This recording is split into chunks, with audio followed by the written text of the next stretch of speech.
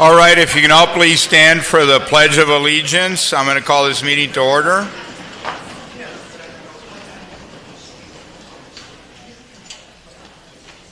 Ready, begin. I pledge allegiance to the flag of the United States of America and to the republic for which it stands, one nation, under God, indivisible, with liberty and justice for all. If you can remain standing, we have Bob Barnett going to give us our invocation this evening, our police chaplain. Lord God, we begin this evening by inviting your presence to fill this place. Not many days ago, Lord, we celebrated Thanksgiving, and we have many reasons tonight to be grateful. We're grateful for our city workers, our people, the businesses, Lord, our city council, our mayor, and our first responders, Lord. We will always be grateful for the way that you work in and around us, Lord. Bless this night. Bless those to be honored this night. And please, Lord, in the days ahead, as we look to this holiday season, increase our faith in you and in each other. Increase our hope that we can smile always at the future. And most importantly, Lord, increase our love, that we truly can be one people under God, indivisible. In the name of the Lord, amen. Thank you. You may be seated.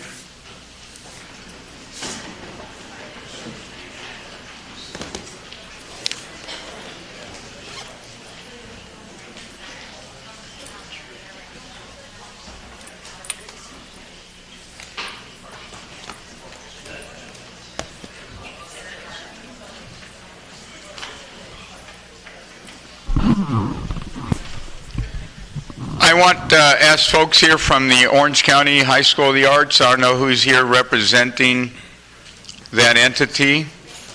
Oh, here he is, right next to me. He's way ahead of me. Like Miguel, just turn to your right. Turn to my right, and I see a wonderful individual who, if you've ever seen him sing or play the piano, Ralph Obasic can do it all.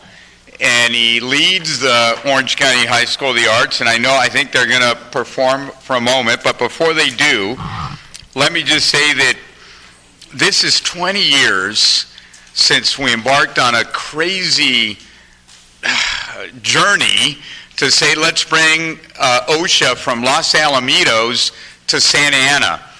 And it took about, 2.5 years or so from beginning to end, because first we kind of got in a car, we drove around, couldn't find anything.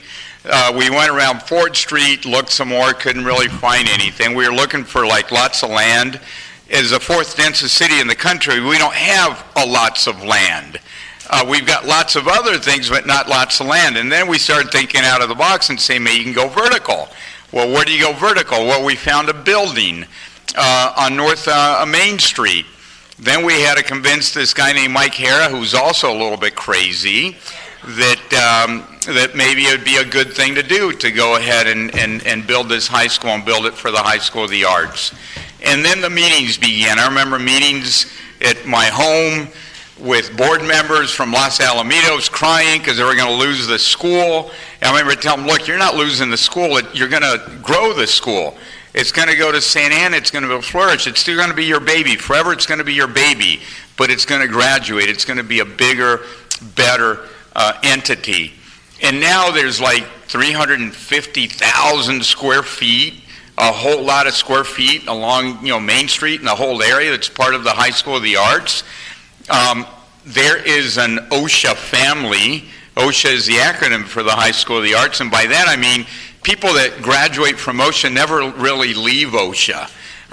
They have friends, they go to college, they go into different aspects of the arts industry, and there's a whole network of people out there that help each other, that love each other, that are growing together. And it's become such an amazing thing because almost no matter where you are in Orange County and beyond, somebody knows somebody that goes to OSHA. Oh yeah, my son's kid goes there, or somebody that at work that they know goes there. It's just become such, they're ambassadors. They're ambassadors for the city, for the general community, and it's just, so wonderful to see. I don't know how Ralph does this, but I think they have 100% graduation rate. So if you enter OSHA, you can't not graduate because Ralph will not let you. And then of those that graduate, it's something like a 98% going to higher education. So I don't know how Ralph does that either, but he does. And then there's some other whereases here, Ralph, but maybe let me just let you say a few words, because I can't believe it's been 20 years. I'll tell you, this was definitely not a part of my plan, but because you can't plan a lot of things, especially when it involves your kids. But after elementary school, where they went to Santiago Elementary here in Santa Ana over on Baker, all three of my kids chose to go to OSHA. They were all fortunate to enter, and they all had an amazing experience there. And I know that as I've met other parents and other kids that have gone there, there's a real beautiful spirit around that high school and around that institution. And really it's now from, I guess, 7th grade through 12th grade. So once you got them, Ralph, you hold on to them for a long time, and you really try to set the students in a good direction. So before I present you a proclamation, I want to turn things over to you for a moment, please. Thank you, Mayor Polito, City Council. It's hard to believe it has been 20 years. I remember about 21 and a half years ago when I got a call from Mayor Polito saying, we don't know why Los Alamitos doesn't want you there anymore. We want you in downtown Santa Ana. And accepting that invitation was the best thing we ever did. We were a small after-school program, 400 students in Los Alamitos. We now serve over 2,200 students from over 120 cities from across Southern California, over 200 of those students being Santa Ana residents from right here. We're thrilled to be part of the Santa Ana community. You give me a lot of credit, but it is my amazing staff, my team. I want to recognize a couple people. My Executive Vice President, Taryn Schaefer, if you'd stand. My Creative Director, who's responsible for so many of our productions, if you'd stand. And I would be remiss to not introduce the smarter, more attractive Dr. Opasek that actually took a hiatus from her career to help us open the school 20 years ago, Dr. Sherry Opasek. So thank you, Mayor Polito. Thank you, City Council, for investing us and believing in us. It is such an honor to be part of the Santa Ana community. One more shout out. There's so many Santa Ana police officers here. I want to thank the Santa Ana police officers for providing our security. It makes our families feel so safe that you're here and you're involved, and our SRO is part of your community as well. So thank you. We're thrilled to be part of the Santa Ana community. 20 years, the best is yet to come, Mayor Polito. Thank you. Thank you. And with that, are you going to come up? Why don't you come on up? And as they're coming up, I think they're going to do, I assume they're going to do a Christmas. Of course, we're going to ring in the season. We're going to ring in the season. So let's let them come in and ring in the season. I don't know if we want the City Council to participate in any way. Maybe we do a photo as soon as they're done. You can sing, Phil. Just keep the microphone away. But let them sing, and after that, once you come on down, we'll take a Christmas photo with OSHA. Go ahead, Ralph. So this is selected performers from Montage, our premier community performance group. To ring in the holiday season, they're going to sing "The World for Christmas."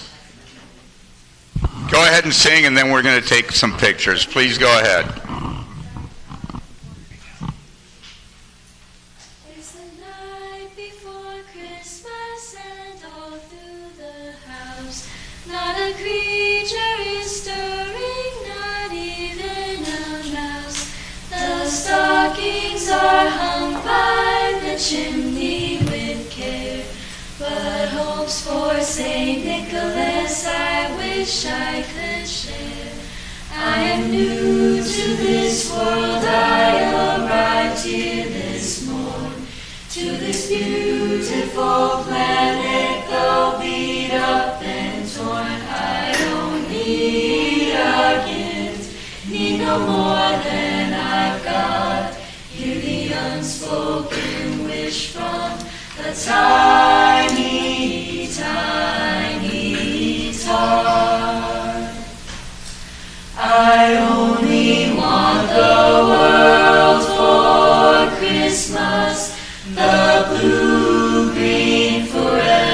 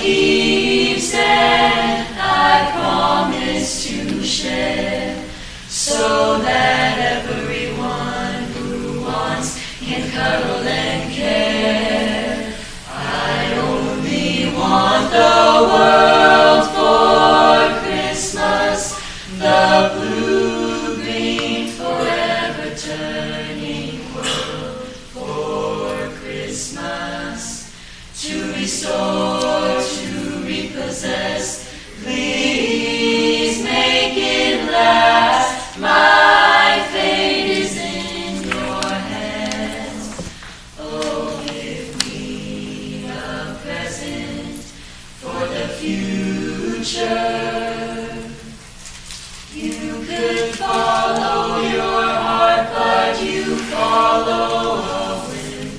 And fill up your stockings way over the brim, ignoring the signs in your frail crystal ball.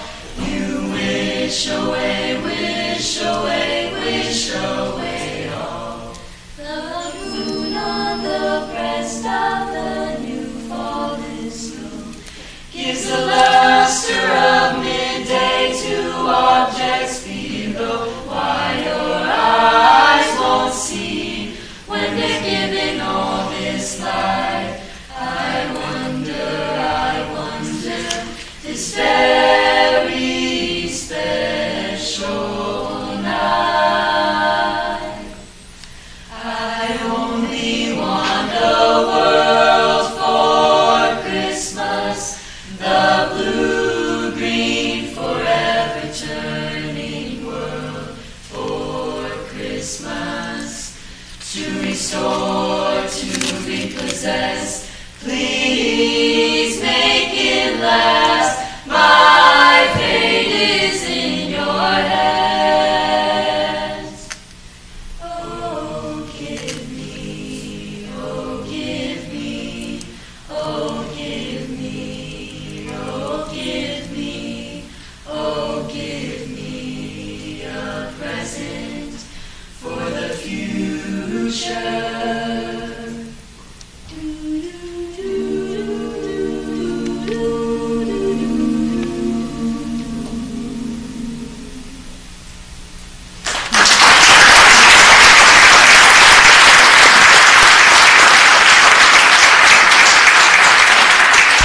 Ralph, why don't you say a little something else? I'll present this to you. I want the council to come down, and I don't know if you guys can get any closer together, stand in this area, but let's take a photo.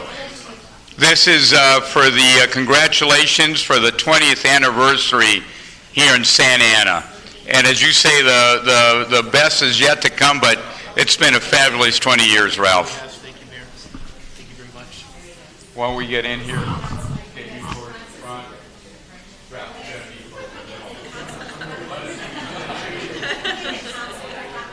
come on.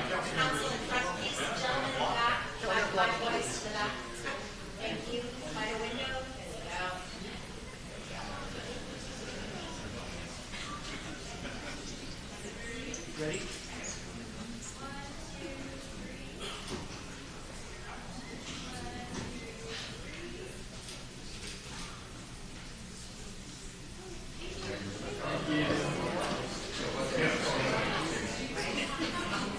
Congratulations.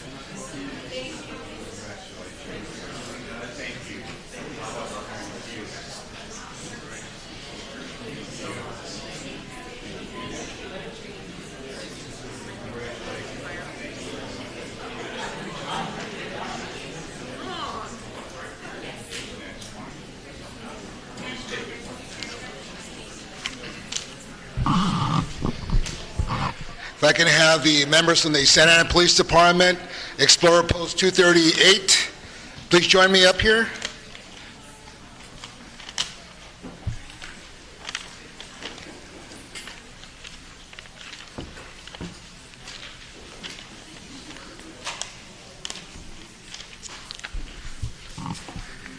Thank you for joining us. This evening, I'd like to recognize the Santa Ana Police Explorers from Post 238. They recently competed in the Orange County Law Enforcement Explorer Advisory Association competition. And what was that, third place, correct? Third place out of 50 in the region. Yes, a round of applause.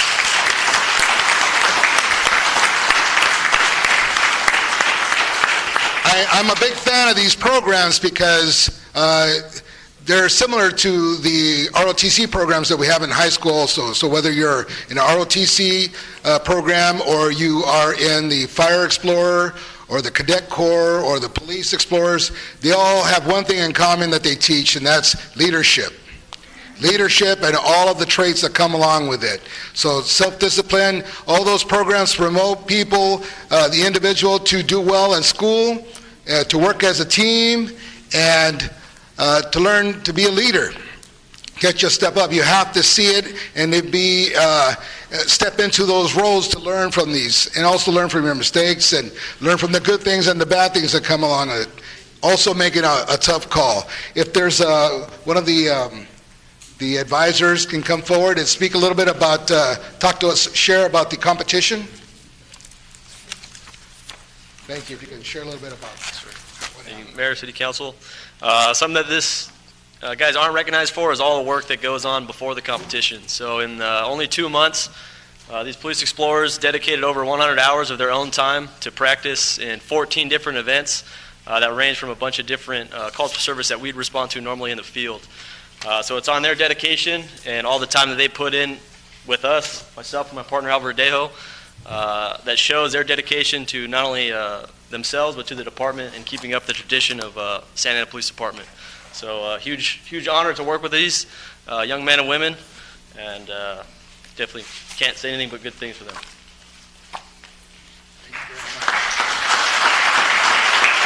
Chief Valentine, if you can come forward and say a few words.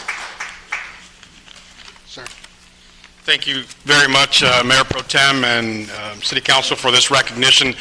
As Mayor Pro Tem said, these Explorer programs are vital to pathways, not only in law enforcement, but really in career development in general. And so we're very proud of this team. They competed, as was said, with 50 other teams throughout the county. They did achieve third place in one of the practical apps, but I believe they were first in another area as well. And so, again, can't say enough about the performance, the skills. They also sing, by the way. Are you ready? I'm just kidding. I'm just kidding. I'm just kidding. I want to acknowledge also Commander Jeff Smith, who is here, is actually retiring later this month and has stayed diligent in his dedication and oversight of the entire Explorer post. Sergeant Sanchez, who is also an advisor, and the officers that are here as well, they serve as critical advisors and mentors for our Explorers. We have a total of 30, and we're accepting applications for more. So if you're interested, please contact one of the officers here, and we can get you in the right path. So thank you again. Appreciate all the support. Thank you, Chief Valentine, and thank you, everyone, the Commander, and all the officers, the sergeant also involved in making this a successful event, successful competition. Santa Ana always represents very well, and I have some certificates of recognition here, so I'm going to pass these out.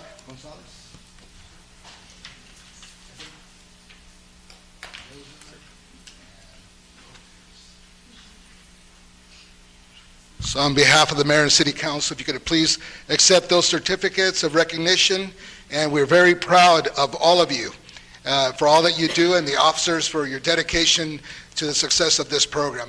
You can get a round of applause for these individuals.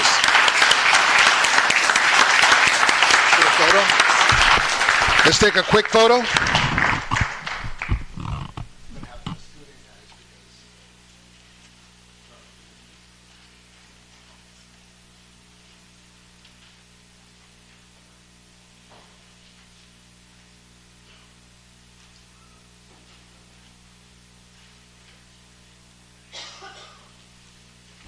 Thank you, everyone.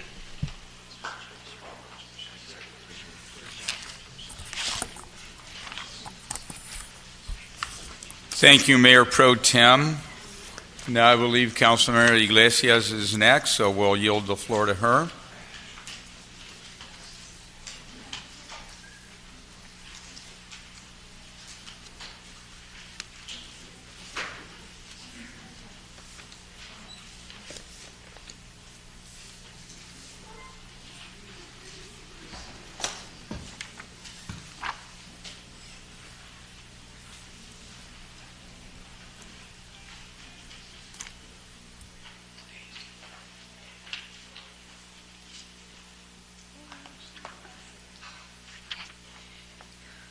Good evening, everyone. Okay, so it is my pleasure to give a recognition to a longtime friend. I still know her as Tita, council member from the city of Orange, and also my colleague when I used to work for the county of Orange. That's where I met Tita. I think that was in the early, I would say late 90s and early 2000s. But Tita, if you could come over here, I'm going to share a little bit about you, and then feel free to add anything that I've missed. But anything. Okay, so I'm going to tell you a little bit about Tita. She's no stranger to Santa Ana. Teresa, which I call her Tita Smith, attended Mater Dei High School, pursued a degree in social work, and graduated with her master's degree in 1992. Shortly thereafter, Tita began her first social worker job with Catholic Charities of Orange County, serving as a director of the Columbian House, a 24-hour residential home for 12 children with special needs. Tita then moved on to work for the Orange County Healthcare Agency in Santa Ana as a therapist and social worker, but it was not long before that she was recruited back by Catholic Charities of Orange County in 2006 to lead a $3.5 million 5-year grant focused on keeping low-income families together by teaching communication, parenting skills, and stress management, and was eventually named the executive director in 2009. That's a great accomplishment. Founded in 1976 on Spurgeon Street, Catholic Charities of Orange County offers one of Orange County's largest immigration and citizenship program, emergency assistance to families and seniors, food distribution, mental health counseling, camp recreation for adults and children with special needs, and also the CalFresh Healthy Living Program, which promotes food acquisition and good nutrition. Most recently, in partnership with the City of Santa Ana, Catholic Charities of Orange County has introduced Safely Home in Santa Ana Eviction Prevention Program, which protects Santa Ana residents from evictions through emergency grant funding. This week, Tita is retiring after 45 years of service to our community, including 27 years working right here in the city of Santa Ana. So Tita, thank you for taking a special interest in our city, and thank you for all that you do, my friend.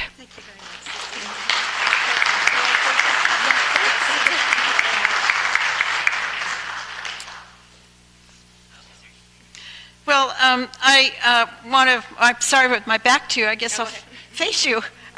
First of all, I want to thank you, servant leaders, the City Council of the City of Santa Ana. I've known some of you for a long time, but haven't seen you for a long time, and I'm very, very grateful for this recognition.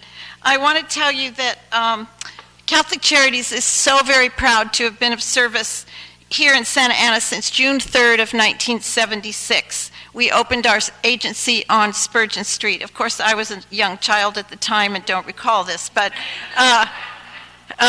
we are honored to be part of the thriving, gracious, colorful, beautiful, multicultural city of Santa Ana. And I'm very, very grateful. I want to say and thank you, City Council, for choosing us for your Safely Home in Santa Ana eviction prevention program, along with the Salvation Army of Santa Ana. We are most honored.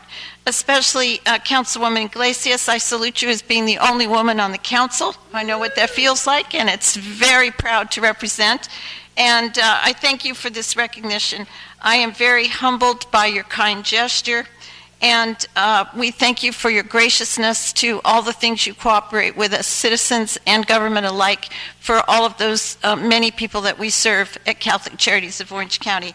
And with that, I wish you blessed holidays to you and your families. And of course, let's always keep in our prayers the good people of Santa Ana and those who lead her. Thank you very much. God bless.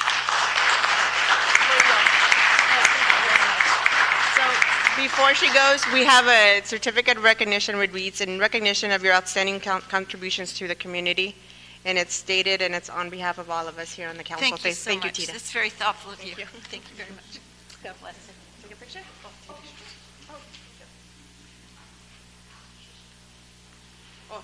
Oh.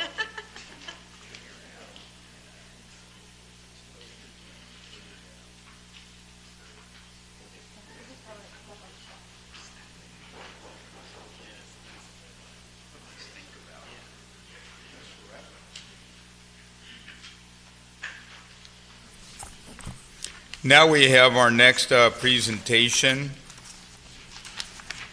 and we have Councilmember David Peñalosa representing the great District Number 4.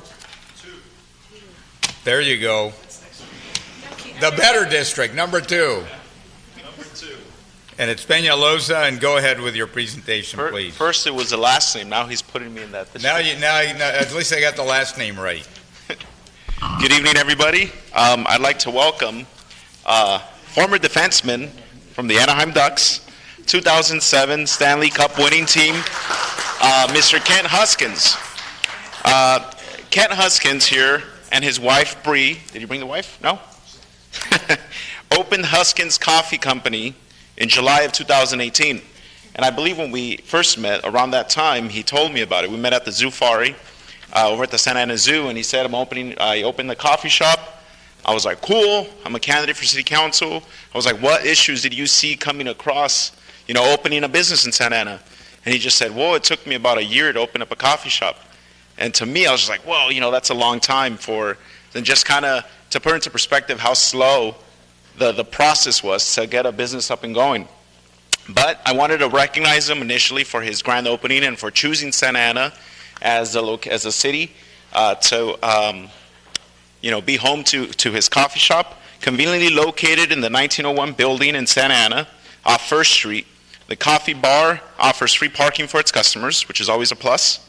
Huskins sources its organic beans from Royal Coffee and Portland's sustainable harvest and roasts them on site for an outstanding product, correct? They're roasted on site. Is it every morning? He can get a little closer to you, Councilmember Peñalosa. He's a little far away. He's a little shy. Just pretend there's a hockey puck flying towards your face, and you could, be more present.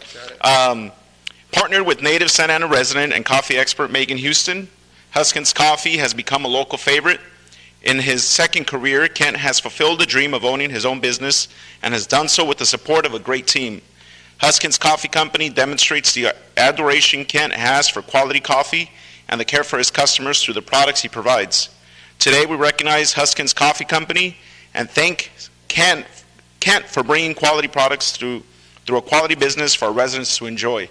The one complaint that I do have is that the times that I've gone, it's always closed. I never understand when the hours of operation are. So, but I have had it, and it's good coffee. So I highly recommend it. I encourage everybody to support local Santa Ana business. And would you like to say any words? Sure, yeah. Please.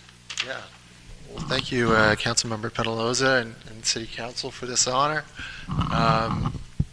Just very excited to be here operating. Thanks. In Santa Ana, my wife, Bree, as was mentioned, couldn't be here this evening. She's chasing our two crazy kids around. Definitely speaking on behalf of her as well. And many thanks from us to the city of Santa Ana and all the citizens and the great people we've had a chance to meet so far. And also a special acknowledgments to my parents who are visiting from Canada right now. They were here for Thanksgiving and a nice couple of weeks here. But yes, thank you to everyone. We really love being a part of Santa Ana and love doing anything we can to contribute to the betterment of the community and just getting to know the great people. So thank you, everybody. And this you could hang up at your office or at the shop. Do you want to get a picture?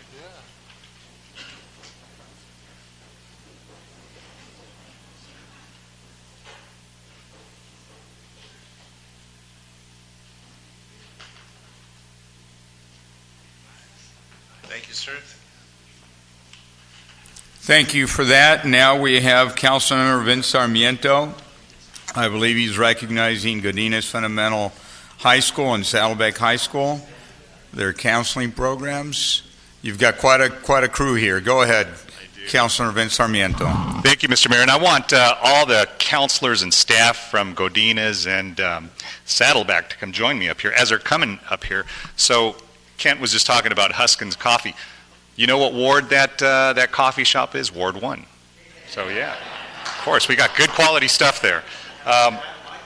And he's a duck. So that's even better. But I've got a couple of folks here that aren't hockey players, but they're just as rough and tough. They're counselors over at Godinez Fundamental High School and Saddleback High School, and they have met a very, very lofty goal. And I'm not sure if Bo Menchaca, is Bo here? Did he make it?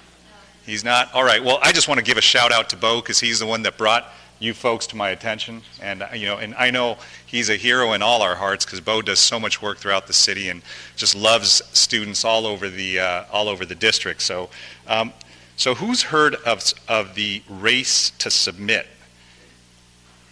Right? So neither had I. Race to Submit is a statewide initiative that encourages schools across California to motivate all their high school seniors to submit what's called a free application for federal student application and the California DREAM Act application. And basically what this is it's an effort to make sure that students get financial aid when they go off to college. And for many of us, and I know I was a Pell Grant recipient, a Cal Grant recipient, many, many loans, and had it not been for those efforts, I mean, I wouldn't have gotten through my first year in college. And so I know many of our students in Santa Ana are in the same position where without financial aid, without these grants and programs, we can't really go very far. So there was this challenge that was made by the state of California to make sure all our seniors submit. But what's great about this effort is that Godinez, in helping their students, the administrators, teachers, all the college partners and counselors, the folks up here, Godinez came in second place in the entire state. Second place. And not far behind them was Saddleback in 8th place in the entire state. So a shout out to them. And if many of you don't remember what these financial aid applications look like, when I went to college, I mean, they were like maybe 2 or 3 pages long. Now they're like booklets, right? So they're really, really extensive, they're complicated, they're really difficult to navigate, and you really do need somebody who understands it to be able to help out. And these folks took time, during their lunch, after school, anytime they had available, because they had to continue doing other work in addition to what they did to help support the students here. So that makes their achievement even that much more valuable. But it really helped because they made students' dreams realized, right? Without this aid, a lot of these students wouldn't have been able to go far. So they really are really, really special folks in the lives of not just the students, but of the parents, because many of our parents in Santa Ana haven't gone to college, and when they see these applications before them, it's daunting and it's discouraging. So you folks made it, really, really accessible for your students to be able to go. And as somebody who's had to fill out many of those applications, my hat's off to you because they're not easy and they're not simple.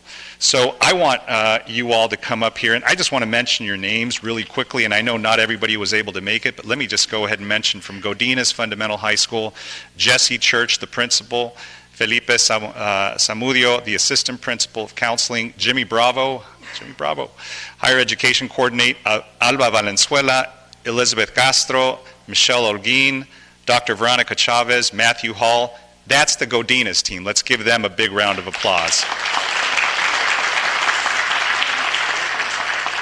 And the Saddleback team consists of Assistant Principal Gerardo Correa, Higher Education Coordinator Edith Cruz, counselors Jessica Aguirre, Stephanie Sachs, Fabiola Quesada, Nancy Villarreal. So all of them are just incredible people, and we want to thank both teams for not only supporting our Santa Ana youth in day-to-day duties, just making sure that they get through classes, make sure that they graduate and do good things and understand what's available for them, but also assisting them in attaining valuable resources aimed at college admissions. So I just wanted to bring them up here because there's so many stories about people succeeding and doing well. Sometimes we never see these faces of people that change their lives. And I can remember counselors and mentors that were real critical in my life that I still recall, that when I was discouraged and didn't know who to turn to, there was a friendly face, a friendly voice, and somebody who was instructive. And all of them fit that mold. So can one of you come up here and kind of talk to us a little bit about the program? Councilmember Sarmiento? Yes. Can I just say something really quick? Give a shout out? Yeah, I just wanted to give a shout out because I am a prime example of the work that they've done. Miss Stephanie Sachs, I'm going to call you out. She, was my high school counselor at Saddleback High School, and I believe it was the fall of 2006 where I started applying for colleges. And I do remember that at the time the application was about $60-some, if I recall. I don't know how much it is now. But I remember asking my mom, Mom, I need $60 for this application. And she thought I was crazy. She was like, $60 for an application? And it was Miss Stephanie Sachs that helped me, along with Mr. Munoz at the time, gather it was, I don't know where she got this voucher from, but they were apparently out, and she helped me. And I remember it was like 6 p.m. and we're at the Higher Ed Center, and along with her, they helped me with these applications. She probably doesn't remember because of the hundreds of students she's helped. She did remember me because she that they do a lot of great work, and I'm happy to recognize them along with Councilmember Sarmiento. Very nice. So thank you, Councilmember. Thank you. So, Stephanie, we have you to thank or you to blame, right? I don't know. But do you want to say a few words? Have you guys chosen a spokesperson? Bravo, come on. Bravo. The mic is yours, sir. Okay. Well, thank you all for the recognition.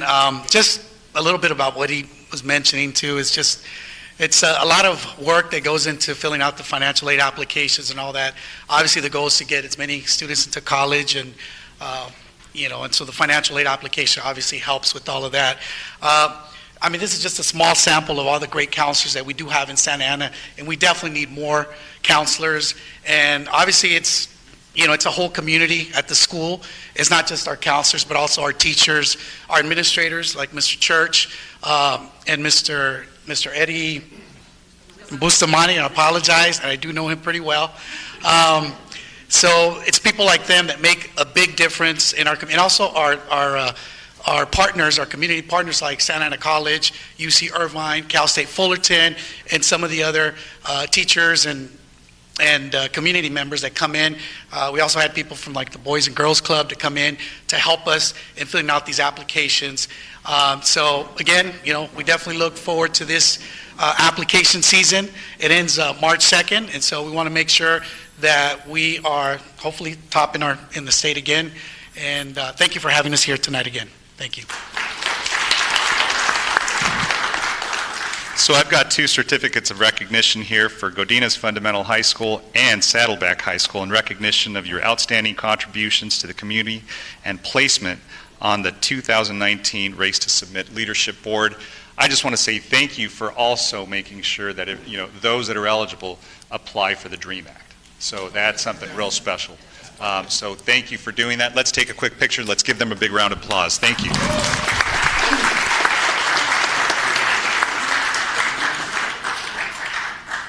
Councilmember Sarmiento, as you're doing that, I now have to thank Jimmy Bravo, who's an outstanding counselor at Godinez, because he helped my oldest boy get into Stanford, and my youngest boy right now is in application mode. So congratulations and thank you, Mr. Bravo, everybody else, and Principal Church, who's also here from Godinez High School.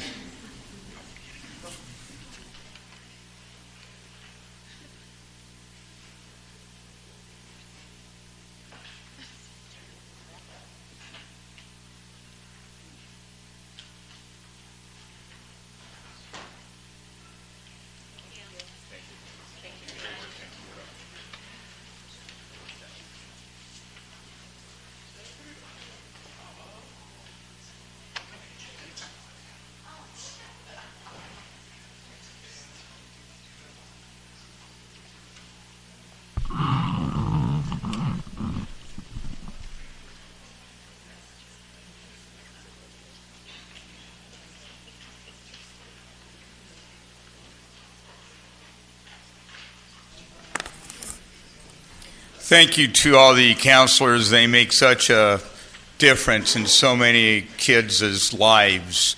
I think we just saw 2 examples of that right here today, but I know there's hundreds and thousands of them that are now better off because of their efforts. So thank you for all you do. So now let me bring our attention back, and let me just ask the city attorney, is there anything to report out of closed session, please? Mayor, council members, and members of the public, we do have some reportable action. In the case of Laura and John Franks versus the City of Santa Ana, we were given direction to settle the case in the amount of $300,000 by a 4-3 vote, with our council members Solorio, Penalosa, and Iglesias voting no. We also were given direction to extend a tolling agreement by a unanimous vote of the City Council, and that is all of the reportable action that I have. Thank you for that, Madam City Attorney. I now am going to turn to the consent calendar and note that we have item 11A is the first item on our consent calendar, and I know we have speaker cards, so I'm going to go and indulge members of the audience on this first item, and after that we'll bring it to council for consideration. Mr. Mayor, if you could also pull 20B as in boy. Well, right now we haven't pulled. There's a bunch of others that we're going to pull.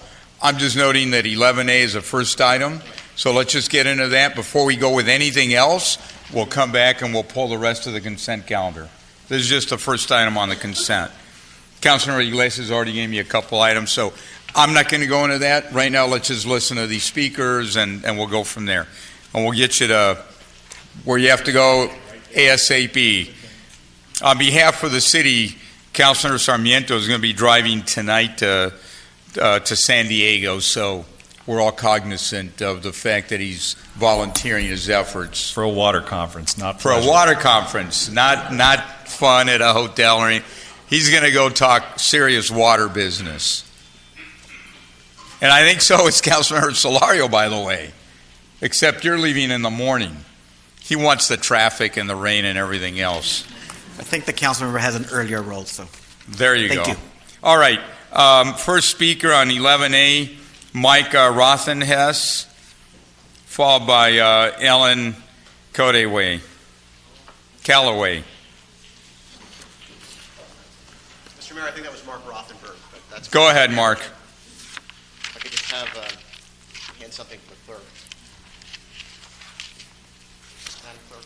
And Lisa Gantz, you would be after Ellen. And then Angel Barnes would be the following speaker. Start the clock again. Don't start until you start speaking. Go ahead, Mark. Mr. Mayor, members of the council, thank you for hearing from us again. I know this is the last thing, frankly, you'd like to discuss tonight. It may come as a surprise. Obviously, we're very appreciative to those council members, Mr. Mayor, yourself, of course, included, that voted with the neighbors against the 2525 project. And we also want to thank Councilmember Iglesias. I think, frankly, you've gotten a bad rap on this because we do recognize that you were instrumental in getting the density on this project dropped. Now, I watched this hearing again in preparation for my land use law class as an example, and I paid close attention to what each of you said. And Councilwoman Iglesias, you were surprised at the beginning of the meeting because the council's direction was to send this back to the neighbors, send the developer back to the neighbors along with staff to see if we could at least all walk away a little bit unhappy, but make incremental improvements to the project. And you were surprised that that didn't happen. Councilman Solorio, you got some concessions from the developer at the last meeting. You got some fencing. And the other comments that we received, Councilman Penalosa and in addition, Councilman Sarmiento, where the heck have you folks been on other projects? Why can't you be more helpful? And so to that end, we wanted to be more helpful. We went through the development agreement, and unfortunately in a project like this that has gone through so many changes and evolutions, I'm very sympathetic to your city attorney and to council and to staff because the development agreement didn't track all of the changes in the project.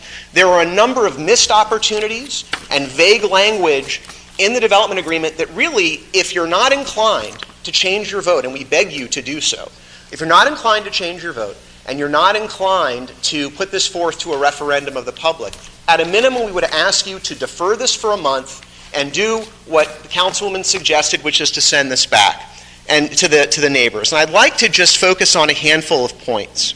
There's a financial point, Councilman Solorio, we would ask you to look at. That point is, why is the developer getting 2 years of extension after $460,000 a year of lost revenue, and the developer to get those 2 years only pays $100,000? That strikes us as being horribly unreasonable. The developer is allowed to phase this project. He can build it, take the time that he wants, he can build it in stages, any way he wants. That's why we have a big mound of dirt, by the way, in the middle of downtown. That can happen here. Now, I'm sure the developer will tell you, I'm going to get a building permit tomorrow. But if the economy crashes, if there's a problem with financing, it happens all the time. These projects stall out. There are provisions with regard to the city attorney approving covenants, conditions, and restrictions. I don't think your charter allows for that, but even if that were the case, there's a provision that says that if the city just doesn't respond, if it gets lost in the mail, they're automatically approved. Now, when I negotiated development agreements, we would never allow for that because mistakes happen.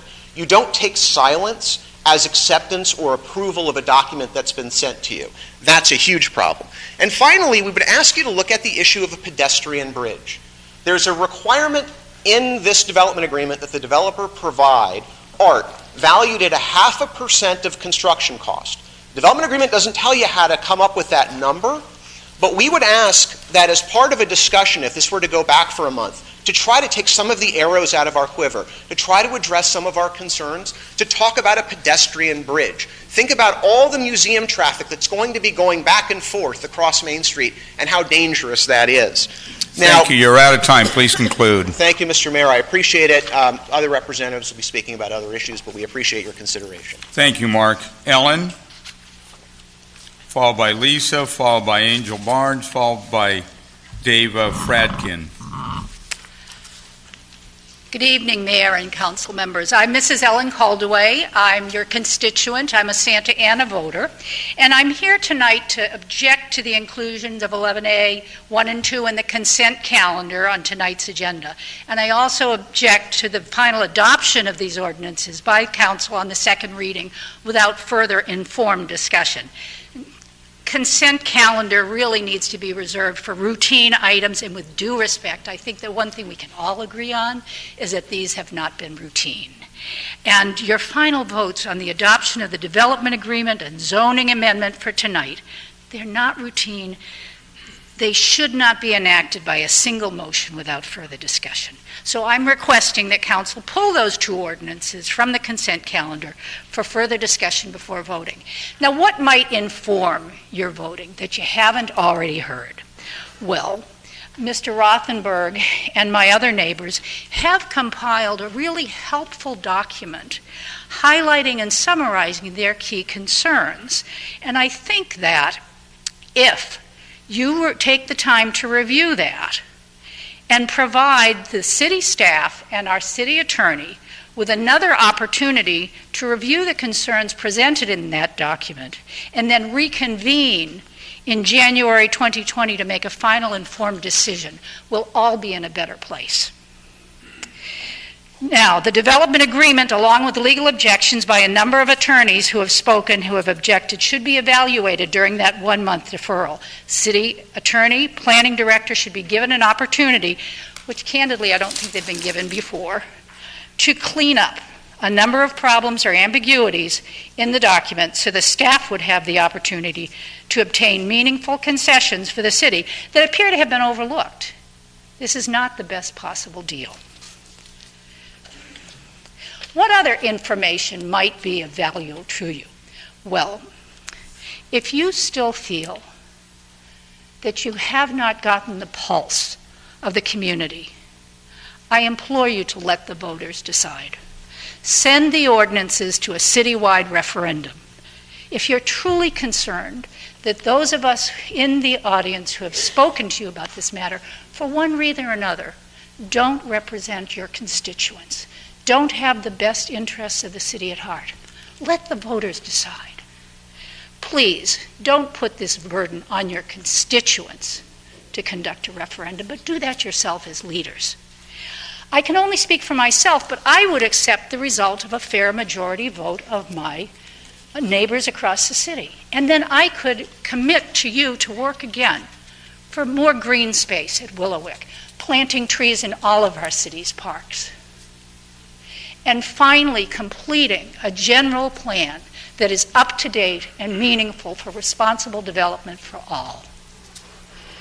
On the other hand, if you really do not wish to delay this matter further, I implore you that those of you who supported this project at the last council meeting reconsider and vote to oppose the ordinance this evening rather than support them. Why would you do that? Well, If you can wrap up, the light is I'm red. going to. In the proposed development agreement and zoning amendment still adversely affect and conflict the general plan. And according to this development agreement that's based on a flawed EIR, if the EIR fails in court, so does the development agreement. Everything fails. Please don't put your constituents in the position of having to take it that route. Let's work together, let's put this behind us, and let's get back to working in the best interests of our city. Thank you so much for your consideration, and thank you for your service. Thank you. Lisa? Good evening, and thank you for allowing me to speak today. For once, I am at loss of words, so I'm not going to speak as eloquently as the last two speakers, but I'm here trying to demonstrate my frustration and my disappointment in the vote on last meeting that we had. I feel like the community demonstrated a passion for or against this project. We have all spent numerous life units here in front of you, as well as in the Planning Commission, that we will never get back again in order to explain to you our opposition to this project. I'm just floored and disappointed in the decision that was made, and I hope that you guys will reconsider. I do want to. I too reviewed the meeting on video, and really took some time to understand your guys' comments. Councilman Sarmiento, I do agree with your comment specifically related to having a consensus on the moratorium on the building. If I'm paraphrasing your comments, but basically saying that you were disappointed that this project was being pushed through because other projects in the neighborhood were approved, and that came up with other council members. So I'm really baffled a little bit that you guys voted for this project in what I felt was because we didn't come out en masse to oppose projects that were impacting your neighborhoods or your development.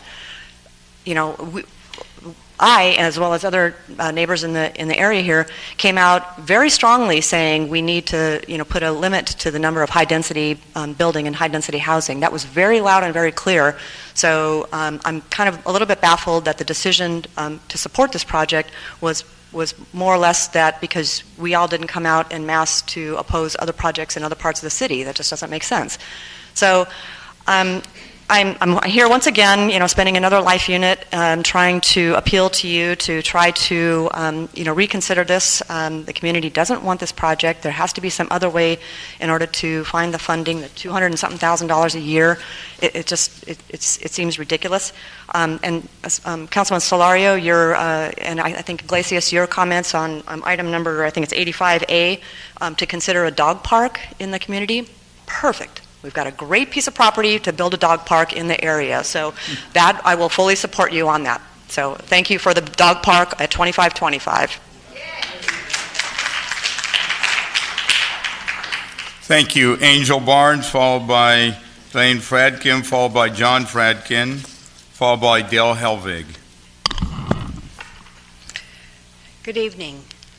This huge apartment complex dramatically overdevelops a site that, since the 1920s, has been zoned for light commercial and office use. So for nearly 100 years, it has complemented the 1,100 or 1,200 adjacent single-family homes built between 1899 and 1970, many of which are on the historical registry.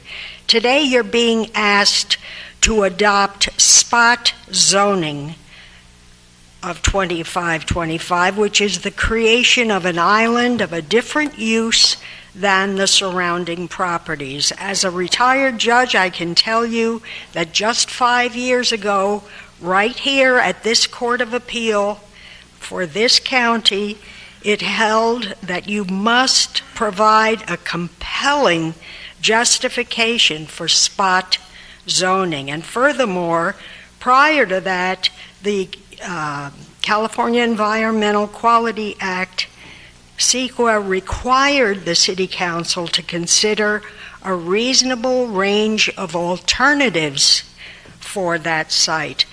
While I was on the bench, I couldn't participate in these proceedings, but in the past year that I've been retired, I haven't seen the range of alternatives nor heard what your compelling justification is. In fact, the City Planning Commission has repeatedly rejected this rezoning.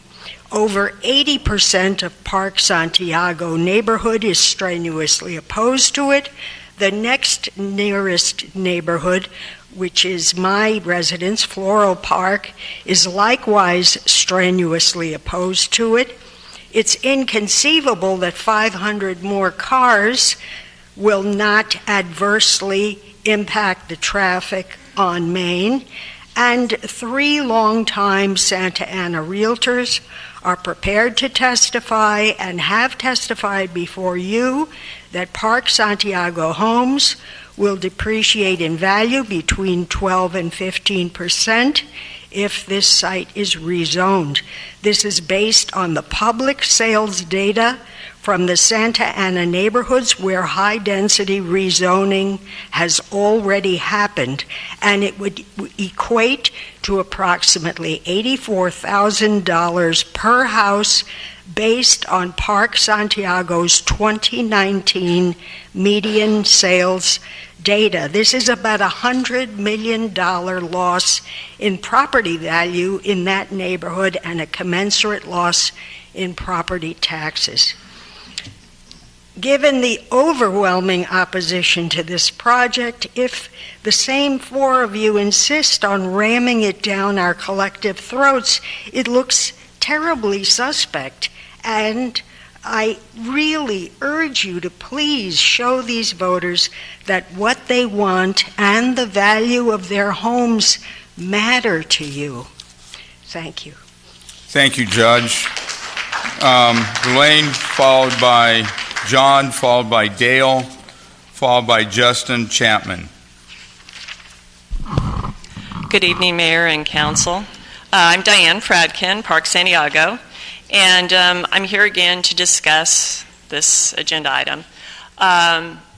In my 25 years in the development business, I've only been involved with one CEQA lawsuit as a developer, and we were able to defend that because we had a very, very strong EIR.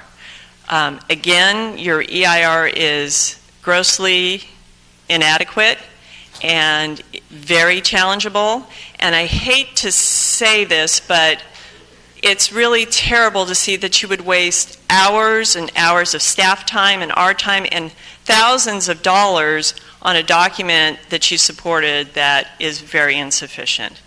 That being said, you have an opportunity tonight to perhaps relook at the 2 ordinances before you, the rezoning and the development agreement. It's not tidy. It needs to be cleaned up. And the I's need to be dotted and the T's need to be crossed. And you have an opportunity to do that. That being said, it's still not the best that we can do for our city. So there are a couple of options. You know, there's a CEQA lawsuit. There's a request for a referendum either by the city, which would help alleviate a lot of the issues and provide some cover for you. So I just want you to be aware of those items. We need to do what's right for the city, for the citizens, and things need to be better performed, better scrutinized. You just can't jam things through because it's easy. We have to stand up for what's right, and that's what we're here doing tonight. So I appreciate your consideration. Thank you. Thank you, Diane.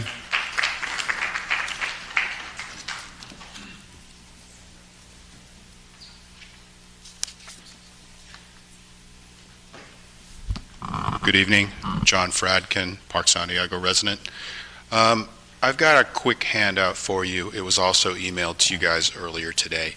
And it is basically your own municipal code I'd like to speak to the ordinance NS-2980, which is the rezoning of the property from professional to special district number 93, a specific development, excuse me. I've followed this project since the beginning, and this has always stuck in my craw, that this is an improper use of the language, and I have no doubt that the City Council can change the zoning, but it has to be done in a proper manner. This is an improper use of the language. I would argue that the first four things are being violated, but to chime in with the judge, certainly number 4, the language, the purpose and intent of the specific development language, one of the things is it recognizes the interdependence of land values and aesthetics and provides a method to implement this interdependence in order to maintain the values of surrounding properties. Well, it does not maintain the values of the properties in Park Santiago. I mean, you could argue that point. However, we, the residents, believe that our property values are going to be negatively affected. The realtors believe that. The appraisers believe that. The Supreme Court believes that. And actually, I think even the applicant believes that by his actions. He'll tell you that our properties won't go down in value, but his actions are that he is offering mitigation money to the people on Spurgeon that back up against his residents. So it's pretty easy for me to look at this and say that you can't use this language to change the zoning. Now, if you want to change the zoning, figure out a way to do it properly. Thank you. Thank you, John. Dale, followed by Justin, followed by Patricia Coleman. Evening, Mayor and council members, and I'll say hello to Selena at home, who's on maternity leave as well. I'm sure she's following it. You'll notice that we don't have the large crowd that we normally have here tonight, and that's on purpose. Once again, it's occurring over a holiday period of time, as it did last year. We're gearing up, if need be, to continue the fight later on, so people are getting a little bit of a break tonight. This isn't a partisan issue. This is affecting homes throughout Santa Ana, not just in Park Santiago, not in Floral Park, but across the city. We've seen developments come up all over the city that are just making Santa Ana an apartment city. Businesses are going away to provide apartments. The density of Santa Ana continues to rise, twice as much as any other spot in Orange County. We got to do something about that. We know that we need more affordable housing. Affordable housing will not increase the density, but it will decrease the overcrowding. This doesn't fix the overcrowding issue. It's just going to add to the density, and it's wrong. The letter that I gave you, I sent out earlier today. You may have already had a chance to read it. I'm not going to go over those items, but they reference the page in the staff report for your easy reference. I do want to bring up, though, some of the glaring issues that I see in the development agreement. One is, they're providing $700,000 for park improvements, but it's really up to $700,000. We ought to say they flat out provide $700,000, because if the design comes in at $200,000, $300,000, they're only on the hook for 50% of it. Hold them accountable for what they're doing. There's a lot of other items on that list that were provided, and also in Mr. Rothenberg's letter that he provided, that show that the development agreement is flawed. It needs to be fixed. And I don't think you can fix it tonight, so you need to bring it back at another date and time to go ahead and work on that. I support Santa Ana, and I've been to many meetings besides 2525. I would like to be a part of the general plan update to ensure that we have something going forward. But like you guys know, you can't be every place at once. my focus has been on 2525, but I'm willing to work with you guys and the rest of the city in getting projects approved or issues addressed that will help out the city in a whole.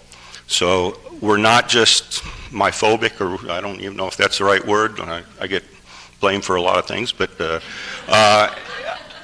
we like to look at other issues, and I would like to look at other issues and help out Santa Ana. So I hope you take the time to look at the development agreement and realize that corrections need to be made on this. Thank you. Thank you, Justin, followed by Patricia, followed by Stephen Switek. Council members and mayor, thank you for hearing me speak today. My name is Justin Chapman, and I live on Spurgeon Street up against 2525. I apologize for not being here at the first time. I was working, so I wasn't able to share with you this. I'm here tonight to share with you why my wife and I oppose the development. Throughout this process, we made it clear to you, the developers, and our neighbors that we were okay with redevelopment. For the last several months, we were on the fence with this project. It was not the most ideal option, but it was something that we were potentially willing to live with. When we came to learn that this project could not pass CEQA and the potential traffic issues with the Main Street corridor that came with moving the walkie intersection, we realized that we could not support or be indifferent of a project that is incapable of following a standard process as well as causing unnecessary negative traffic impacts. We understand that there are fewer daily trips with apartments. Our concern is with traffic flow on a major corridor next to the second busiest freeway in the country. If this design makes traffic flow less efficient on Main, why would we want to build it that way? As for the homeless problem, luxury apartments are not a magic wand that make the homeless disappear. Building luxury apartments is not homeless repellent. Go to downtown San Diego, LA, or San Francisco. They have luxury apartments charging 2 to 3 times the rent that the Addington will. Somehow homeless people are still able to do drugs, defecate next to those buildings. If you don't believe me, download the app that tracks this activity and see for yourself. Yes, there is an app for that.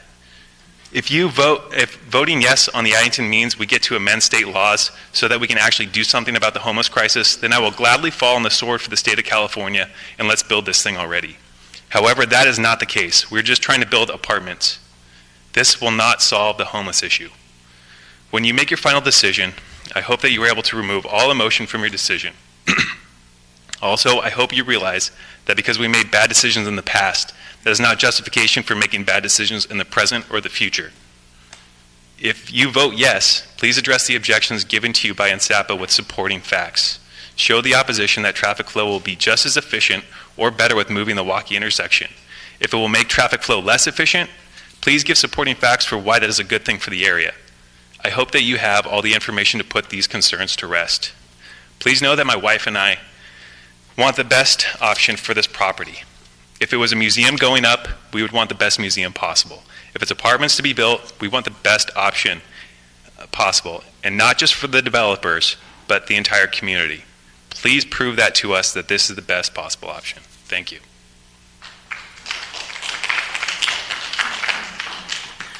Patricia, followed by Stephen, followed by Michael Ovalle. Mayor and members of the council, thank you very much for listening to us once again on this project. I really appreciate it. And I just wanted to let you know where I'm coming from with this, because I appreciate the rules that levels the playing field between people who have a lot of money and people who don't. And we have a developer with a lot of money, and we have a neighborhood with some people with money and some not. And I think the rules are one of the things that helps to level the playing field. I also appreciate logic. And with this development, we have an argument that this development is going to protect us from high-intensity development. That's the reason for the rezoning. And it's also going to be an example of high-intensity development. And that's the reason for being in a district center. You can't be both. So I just want you to consider that. And just, as far as things that I sent you this afternoon, I don't know if it went through because it was a big file and I'm not used to doing that. And I'm glad to hear that the park boundary is not being moved as it says here, but that's a good example of problems that you have with what you're being sent. It's not accurate. I had somebody do a GIS study of it, and the footprint doesn't match. So there was a reason to be concerned, especially because it says relocated to new park limits. I appreciate, Madam, yes, thank you. I appreciate you giving me the update on that. I also wanted to point out that you have no study on safety for that intersection with regard to pedestrians other than a single sample size of 1 for a study. No study has a sample size of 1. So maybe you could give it the same consideration as Tiny Tim Plaza and have a line of sight study done for that, because you clearly cannot be in that intersection and see the beginning of the crosswalk. Try it. I tried to show you last time. You can't. That's a clear problem. Substantially increases the hazards due to a design feature, and that is a hazard. You can't see the crosswalk. And then lastly, you know what? It doesn't fit. That doubled side-by-side turn lane doesn't fit. It makes you widen Main Street 12 feet. Where does that come from? You're going to take a lane out of each, a foot out of each lane, and then you're going to have a road diet at that pinch point, or you're going to have to take some science center land. You need 12 feet for the extra lane. Where is that coming from? That's not well thought out. If you look at the developer's drawing for that, there's no room for a sidewalk. You know, there's drawings that are missing parts. So thank you very much for your attention. I hope you reconsider and get this cleaned up before you vote on it. Thank you.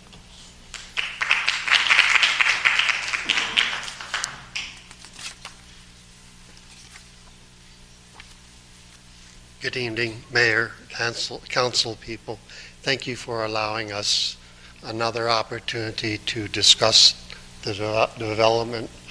I'm concerned that the development agreement, as has been pointed out before by others, is not sufficiently detailed and specific in terms of requirements of the developer, both financial and otherwise. I'm concerned about the reasons posed by some of the council people to vote in favor, that being by at least 2, that there wasn't adequate support or opposition for developments that were near to their residences or in their vicinity. And consequently, it seemed to me that a reason posed was, well, you didn't help me out, so we're not going to help you out. I don't think that puts the interests of the city first. I'm further worried that the developer chose to make his site an attractive nuisance, as it were, in order to make a false justification for at least Councilman Solario to seek fencing as a cure for the homeless problem, which has been brought about in effect by the developer. So he created a problem that had to be addressed, and that problem was raised as a reason to allow the development to take place.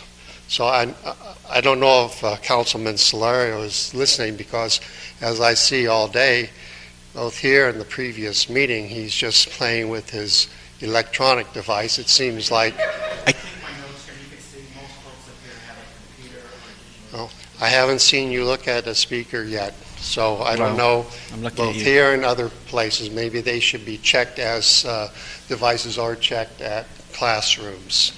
So I urge that this council permit the development to go to city-wide decision. Certainly 80% of the residents are opposed. If indeed we're talking about having the council act for the benefit of the residents, then perhaps a citywide referendum would be the best way to decide this issue, and I would encourage you to permit that to happen. Thank you.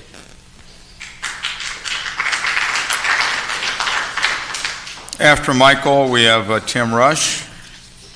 Thank you, Mayor, council members. Michael Valle, Park Santiago. I'd just like to say thank you for everybody who supported us this whole time. And council member Inglesia, thank you. You did get a bad rap. You were shooting for a win-win for everybody. Unfortunately, not everybody can win. We don't all get trophies, and we can just look now to tidy up things and maybe defer things, possibly deny things.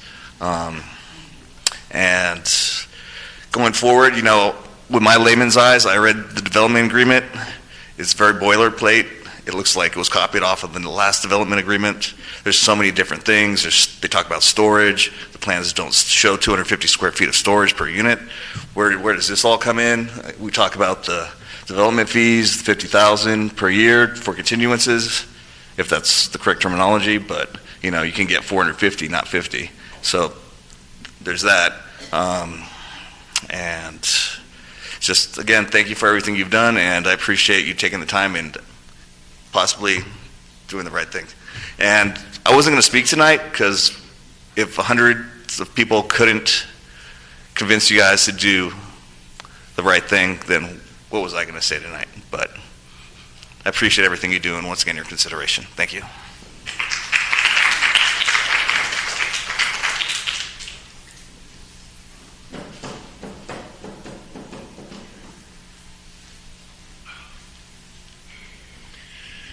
Good evening, Mr. Mayor, members of the council. Here we are again, 2 years into this project, umpteen dozen hearings, hundreds of neighborhood leaders coming out, and residents speaking against this project for a variety of reasons. This reminds me of the talk that Winston Churchill gave before Congress when he came to the U.S. and was asked about prosecuting the war. And they said, when do you think this will end? And he said, well, this is not the end, and it's not the beginning. He said, and it's not the beginning of the end, but it might be the end of the beginning. I don't even know if we've met to the end of the beginning at this point. But my goodness, I would say to you four who voted for this, that you are on the precipice of cutting the head off of the neighborhood movement, which was started some 35 years ago in Santa Ana, led and championed primarily by Dan Young and Dan Grisette, who was on the council at that time, and other council members. But they foresaw what the neighborhood movement could be for Santa Ana.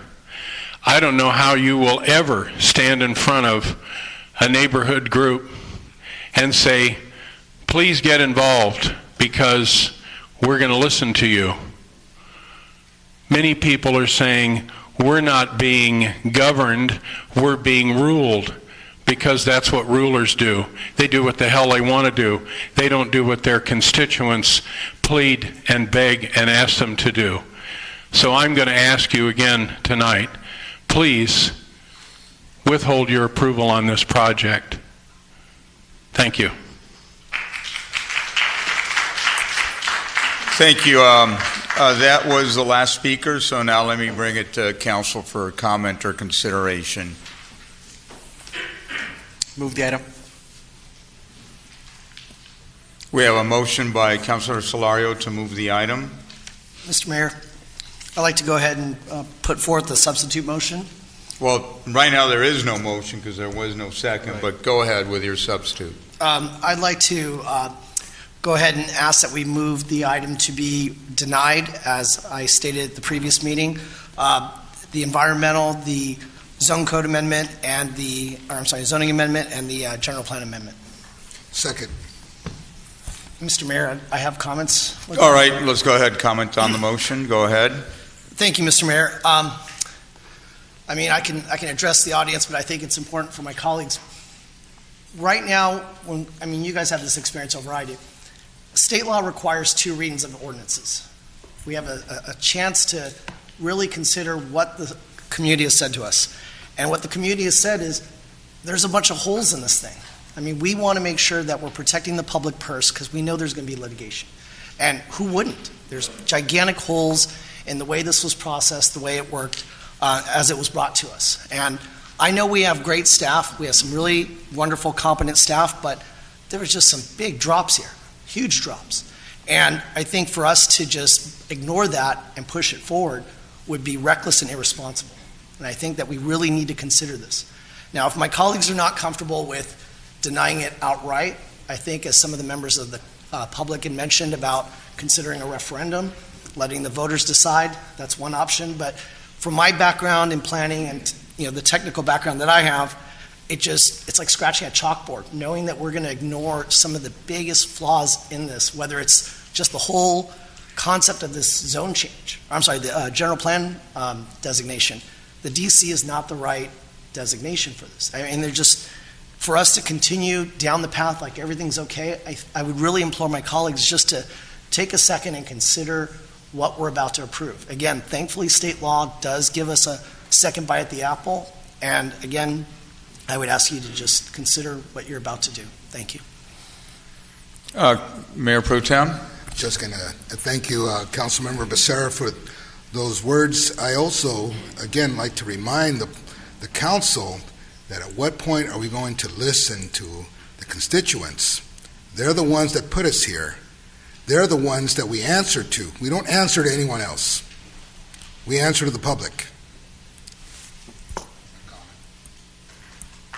All right, if there's additional comment, we'll take it. Councilmember Solario? Yeah, just a couple of brief comments right now. First, on the CEQA stuff, if there are issues there, really the best environment for that is through the legal process, not here, because I think our staff and our EIR team and our city attorney stand by it. I think there are other suggestions like the pedestrian bridge that are important, and I think I mentioned actually to Dale and Rob Richardson that on South Main Street there's signage there kind of welcoming folks into the city, and I always felt that it was awkward that we don't have a kind of a bookend to that. So I do see that there's some merit to that idea, and that could be done separately. It doesn't have to be done here. So I'm prepared to support the item as is. Thank you. Any other comments? Mr. Mayor, I'd just like Go to ahead. put one more thing out there. Going back to what I said about state law and this whole idea that we do get two bites at the apple, I don't think the ball's in our court for us to turn around and just say, we'll let the courts figure it out. We're basically ceding away our responsibility. We're, as the Pro Tem mentioned, we were put here by the residents. And so for us to ignore the residents and somehow say, we'll just let the courts figure it out, again, it just shows that we're not willing to take the responsibility of our actions. We had two bites at the apple here. We have a chance to, take into account what the residents have said. And, there's a famous statement by Aristotle that says, law is reason without passion. And if you take all the passion out of what the folks said tonight, there's a lot of reason not to approve this thing. And then when you take into account the passion of these folks that have no reason to have to defend the fact that they're defending their neighborhood. You don't have to. And ladies and gentlemen, do not come up and apologize because you're standing up for your neighborhood and you didn't go to every other meeting that was ever done about any other land use item that came before this council. Ladies and gentlemen, thank you for standing up for your neighborhood. I live on the south side of town, completely opposite from you guys, and I would do the same darn thing. So thank you for what you do. And to my colleagues again, second bite at the apple, folks. Yes, Councilor Peñalosa, please. I'd like to make a substitute motion, but just with some comments first. Thank you to the residents also that came out, to speak. I am supportive of this project, but I do see what you guys clearly stated today, and I do see it through this developmental agreement. So my substitute motion would be to continue the item for 30 days, possibly even 60. I'm not sure what's allowed, to really get down into the nit of this and just look at it very carefully and take a closer look and make sure if it needs work, then we work on it. I do like the project. That's not, I've said that before, But if there are issues, and I've seen them just from going over the development agreement myself and going over the various notes and listening to the speakers, I'd like to make that substitute motion. Thank you for that. Is there a second? Madam City Attorney, if there's a Can it be limit? 60 days if you want 60 days? We could do 30. It's whatever days you state, It's up to council you. member, for their Okay, consideration. I'd make the substitute motion to continue that in for 30 days, but with also not just continue it to when nothing get done. I really want to. I don't know if we should have have meetings with the city attorney, to the Park Santiago residents, to the applicant. Make sure that we're actually having these conversations about this developmental agreement, not just continue it and be back in 30 days with absolutely no adjustments With no progress. That's my. All right, is there a second? Mr. Mayor, I'll second it for discussion. I want to thank my colleague for making this substitute motion, but what I do want to ask my colleague is, what do you hope to accomplish in that time? And I'm not saying that there's nothing to be accomplished. I just want to understand where you're going with this, because I think there are some things that could be accomplished, but I want to understand where you're going with it. My goal is to accomplish these goals that have clearly been stated out. Not only did I notice them while going through the developmental agreement, but also in Mr. Helvig's letter and email. There are things that are a little goofy that should be looked into and strengthen or look closer and have more substance to it. So more of just kind of, say, revising the development agreement, kind of correcting some of the punctuation and other items that are in here. Not just the punctuation, but I'm saying the actual substance and the body and the information that's in it.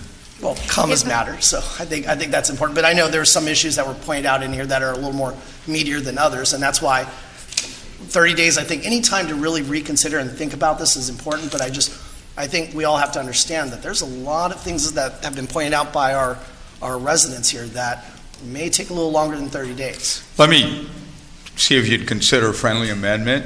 That'd be to go to 45 days, because it's the holidays coming up right now. It's going to be Christmas. It's going to be New Year's.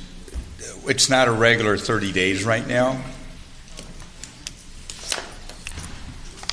I think that if we really if there's a will, there's a way, and if we really get together to work on this. And maybe in 30 days, if they're not done. I don't know about everybody else, but my work ethic, I work through the holidays. But if that's I don't know if my colleagues want to chime in. Mr. Mayor, so maybe perhaps the motion, going for the 30-day mark, maybe we just make a date certain that we bring it back at our first council meeting or are we meeting at our first council meeting in January? No, we're not. So maybe our second meeting in January. That's fine. So that would be... Which is 45 days. Right. But we could call a special meeting if we wanted to. If I may clarify, Mayor. Yes. So if the purpose of the continuation is to get clarifications to discrepancies, whether they're accurate or not, and have staff provide you that information, we can continue the second reading. If the purpose for the continuation is to make substantive changes to the agreement, it would require us to do a new public hearing and introduce it again. I think it's the former, not the latter. Councilmember Sarmiento. Thank you, Mr. Mayor. And that's, I think, where I was going to try to get some clarification from the city attorney, because my understanding is this is not two bites at the apple. This is a second reading from a first reading. You can't make any material changes from the first adoption of what action we took. So you can't rewrite things or make substantive changes. So we really are looking at the four corners of the document, and we can make some adjustments, we can make some minor changes, but we can't redraft a document. That's my understanding on the second reading. And if I may comment on that, I think the comments that you received this evening appear in both places. So you've heard some comments today that are about the procedure, that are about crossing the T's, dotting the I's, correcting some things. But I think I also heard comments that were substantive. Why did the city agree to only accept X dollars versus more? Why wouldn't the city do X or Y? So we can evaluate all the comments that were made. We can get you some information back, and then perhaps you could make the ultimate decision on whether you truly want to go back and renegotiate it, or if you want to just address some of those alleged discrepancies that have been mentioned this evening. Right, so it's a scope that we're talking about that we can reconsider. So let me just take you back to some of the comments, because I think some of those comments were important that were made. On other proposals or other issues that have been brought before us, where have we put the second reading on our practice? Have they been on consent? Or have they been segregated into some of our business matters, or have they been, by our practice, been placed on consent? Typically, the second reading is placed on the consent. Okay. On spot zoning, can you address that, Madam City Attorney? And when it comes to spot zoning, are we talking about zoning that's incompatible? Or are we talking about zoning that, let's say, these are both considered residential areas, right? The corner, the proposed project corner is being considered to be rezoned residential, and it's abutting an adjacent residential area. So Wouldn't a spot zone, in your analysis, be if you were going to introduce something that is a light industrial use right up against a residential? Isn't that more of the example of what a spot zone would be? Yeah, the spot zone is when you have an island surrounded by other land uses which are not compatible or consistent with the land use that you're designating to that island. I think we have had this issue raised before.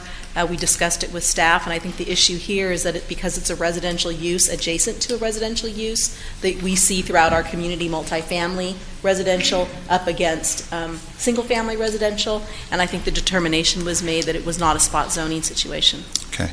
Now, the path here hasn't been linear, and I think, as somebody mentioned, I think Tim may have mentioned, it's been a couple of years, so it has been before us for quite a long time, and it hasn't been linear. I think it came before us earlier this year, I think sometime in the spring of this year, and it was remanded back to the Planning Commission, from what I recall, and it was remanded to address those very concerns that many of the folks that came and spoke to us wanted addressed.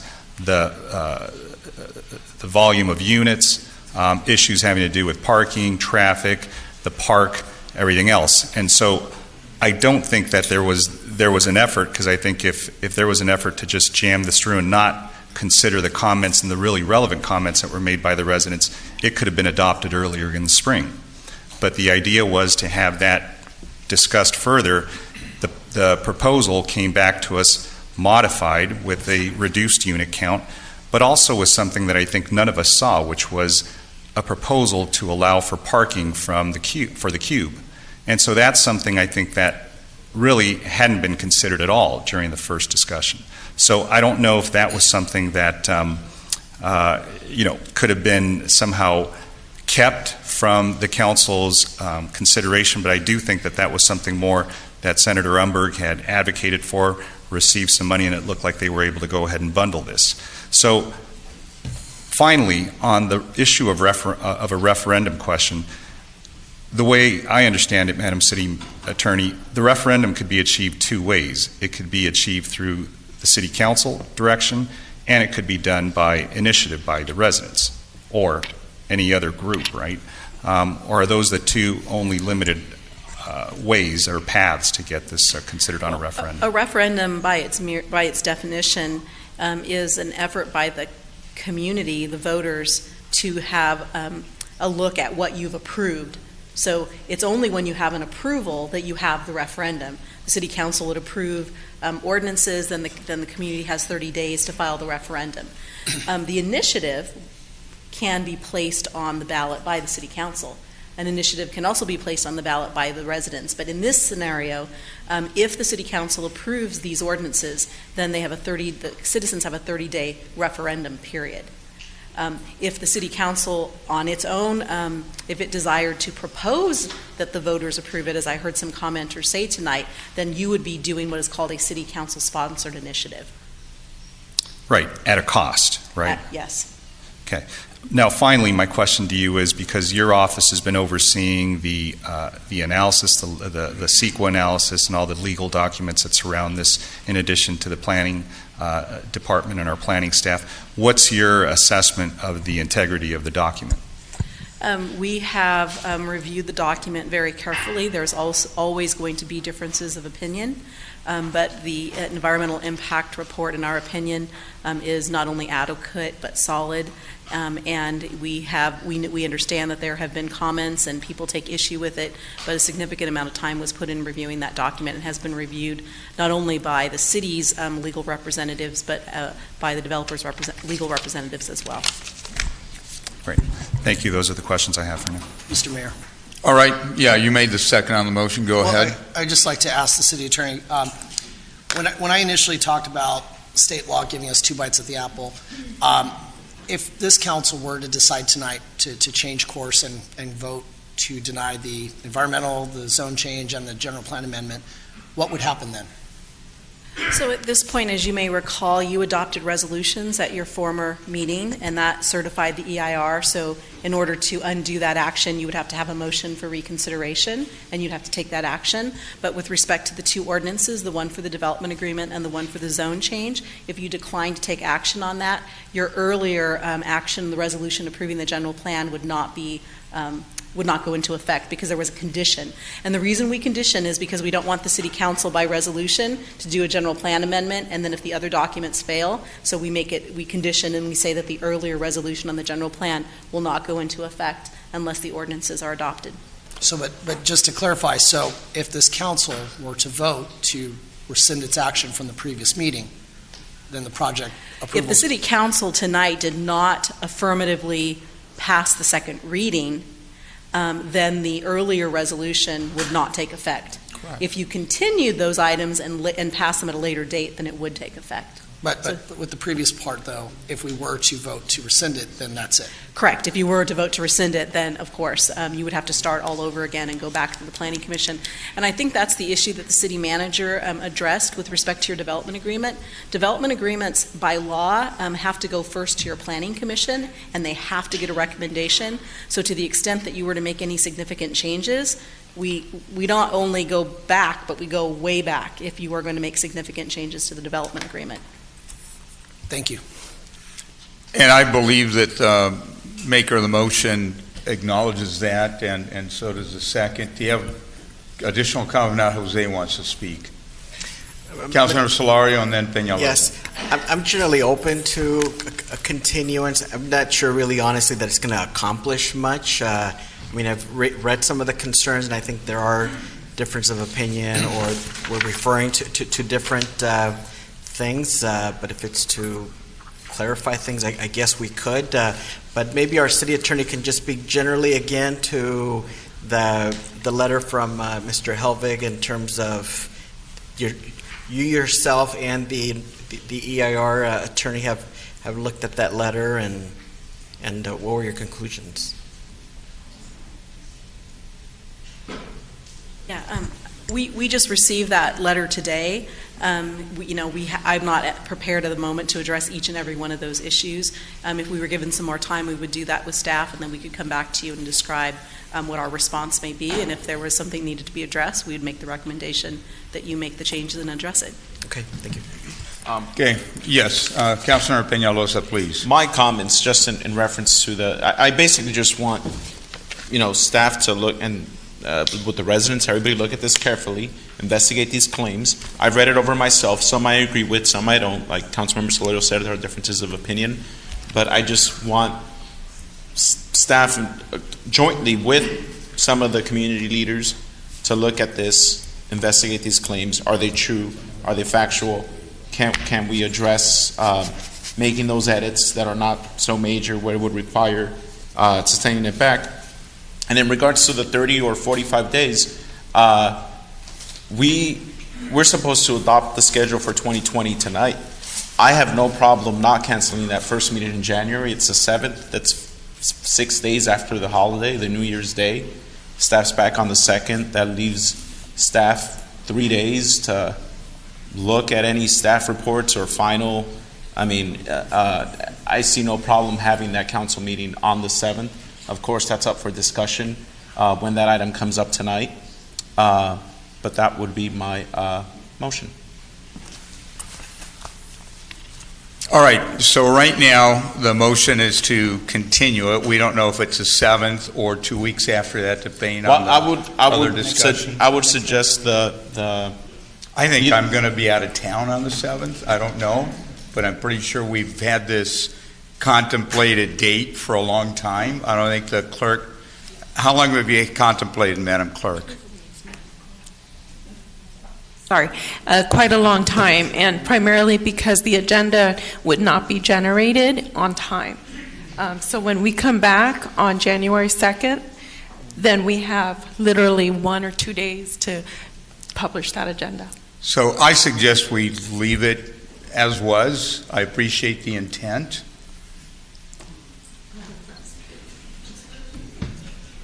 Oh, okay. I was going to say, I mean, staff is highly compensated to really put this together in 2 days, but I forget it's just you. Well, Mr. So Mayor. I wouldn't. All right, look, we're going around in circles. Well, real quick, Mr. Mayor, Final comment? But who hasn't spoken? Go ahead. Go ahead. Okay, this is just getting too complicated for me. And I'm going to say this truthfully and honestly. This is just the residents getting caught in the middle of all this mess. And I apologize for what's going on here. Just think it's a little bit of games of charades and games here between some of my colleagues up here on the dais who have personal vendettas against the developer. And I think it's a shame that that's happening. And the reason I can say that is because at the last meeting in January or February, when we talked about it, I believe it was Mayor Pro Tem and the mayor said, he's like, they didn't want to move with it unless they found out what the dark money was. I have no idea what the dark money is. And I just feel it's unfortunate because we're wasting a lot of staff's time, we're wasting a lot of the developers' time, and we're wasting a lot of time from the residents. And I don't like playing games. I don't.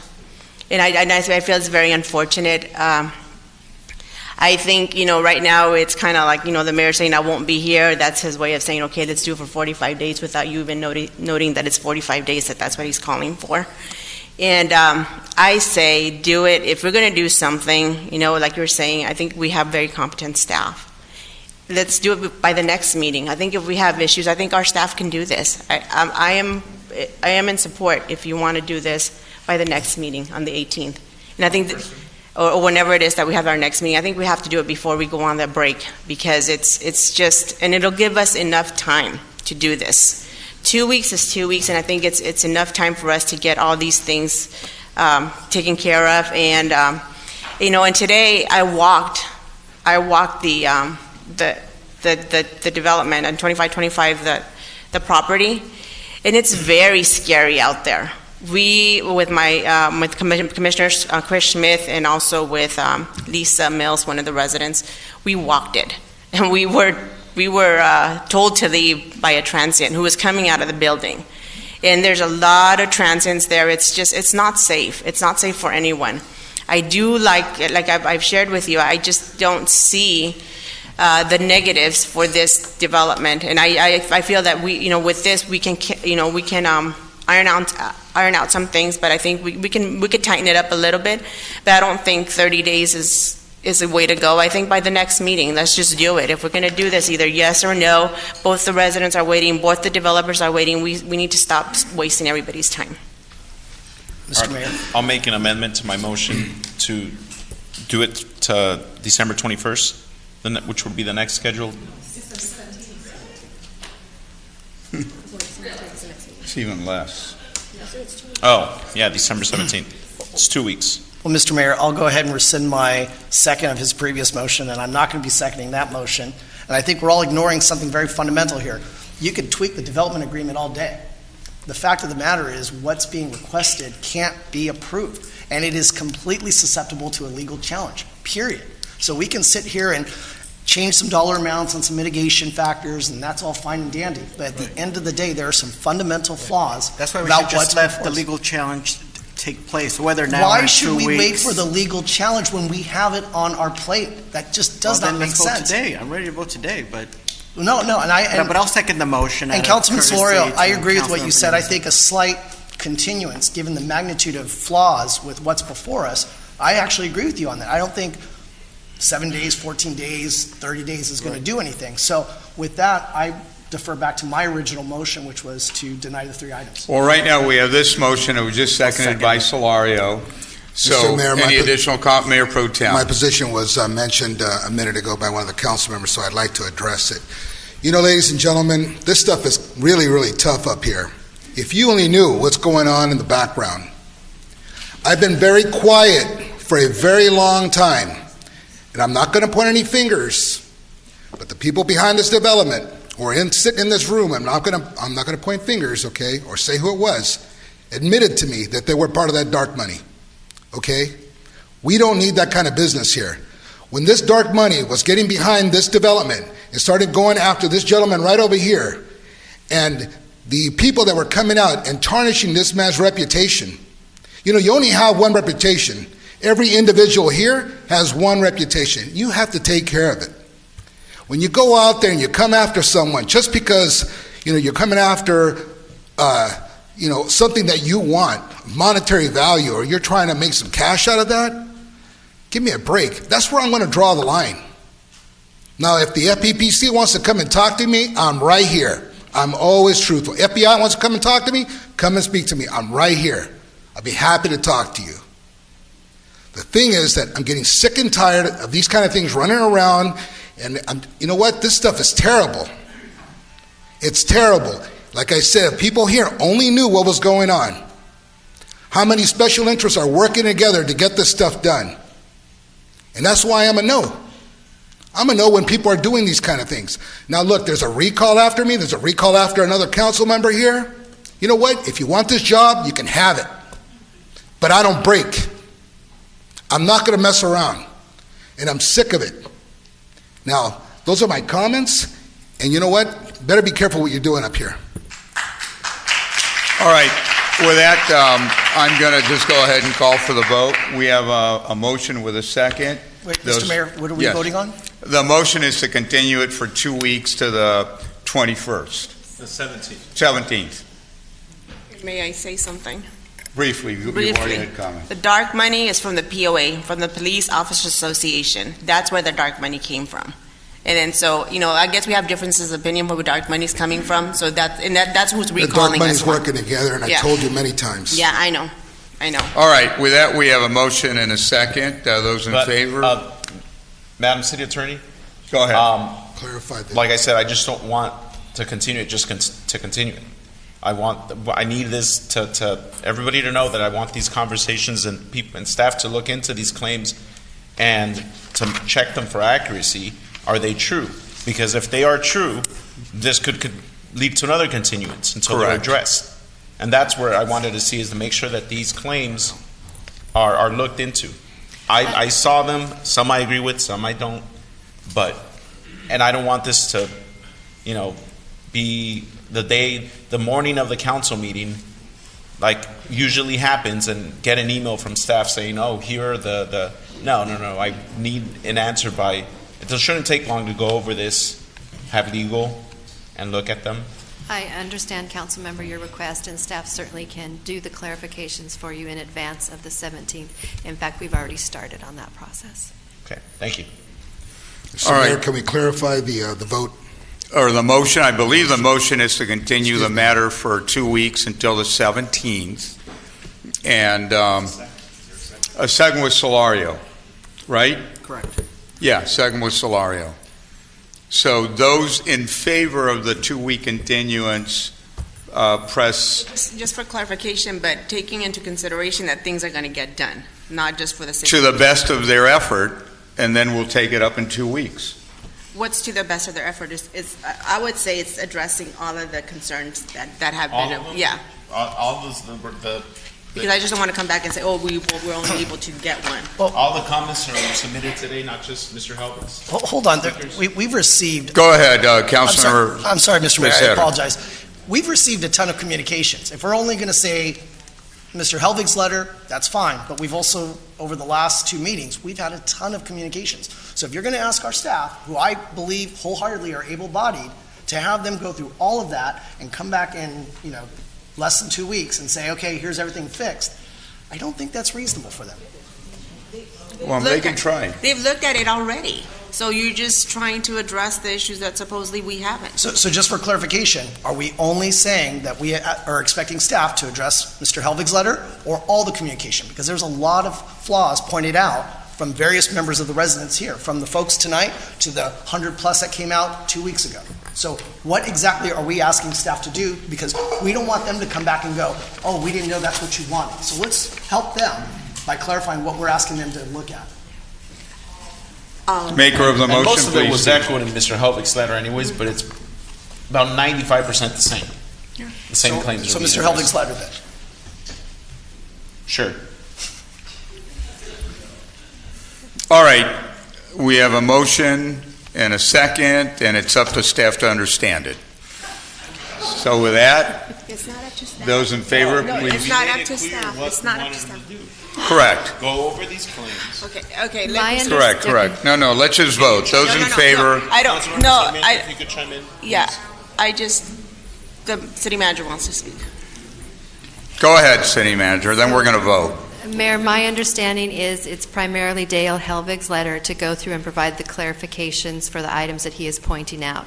To the extent that we've heard any legal challenges, that's not something we would have a discussion in public, but certainly our city attorney could provide you under attorney-client privileges our rebuttal to those types of items. So staff will be focusing on the Dale Helvig letter, is my understanding. Additional comment, otherwise I'm ready to make comment. Look, I know we're ready to I call, got it, Councilman call for the question, but again, I think a lot of what was said in the different documents that we've received, a lot of them are duplicative. We see that those same issues appear both in the letter as in the challenges or the concerns with the CEQA document. So, look, Madam City Attorney, you have very competent staff, both inside counsel and outside counsel, that can review this. And again, I just want to remind all of us about the scope that we're limited by on this. So to the extent that you look at the documents that you see, these are the same concerns that we've been dealing with both at the commission level and at the council that are similar, right? Yeah, and I just want to remind the council that through the formation of this public record, we have addressed those things in previous hearings. I completely agree with the city manager's comments. Let staff review these issues. She will report to you on staff issues. I will look and analyze at the legal concerns that were raised. If I feel I need to communicate with you, I'll communicate with you as I usually do on legal matters. And if I determine that we need to put something on the record to address any of these concerns, we'll make that recommendation when we come back to you. Because we want to have a solid record to support the council's decisions, as you know how CEQA works. If I determine that we need to do something like that, then I'll come back and I'll give you the information and the recommendations at that time. You'll advise us accordingly. Absolutely. All right, I'm going to make comment. I haven't had an opportunity yet, so I'll make a brief comment. We're going to vote. I'm going to support the continuance. I hope that it's able to, resolve something substantive.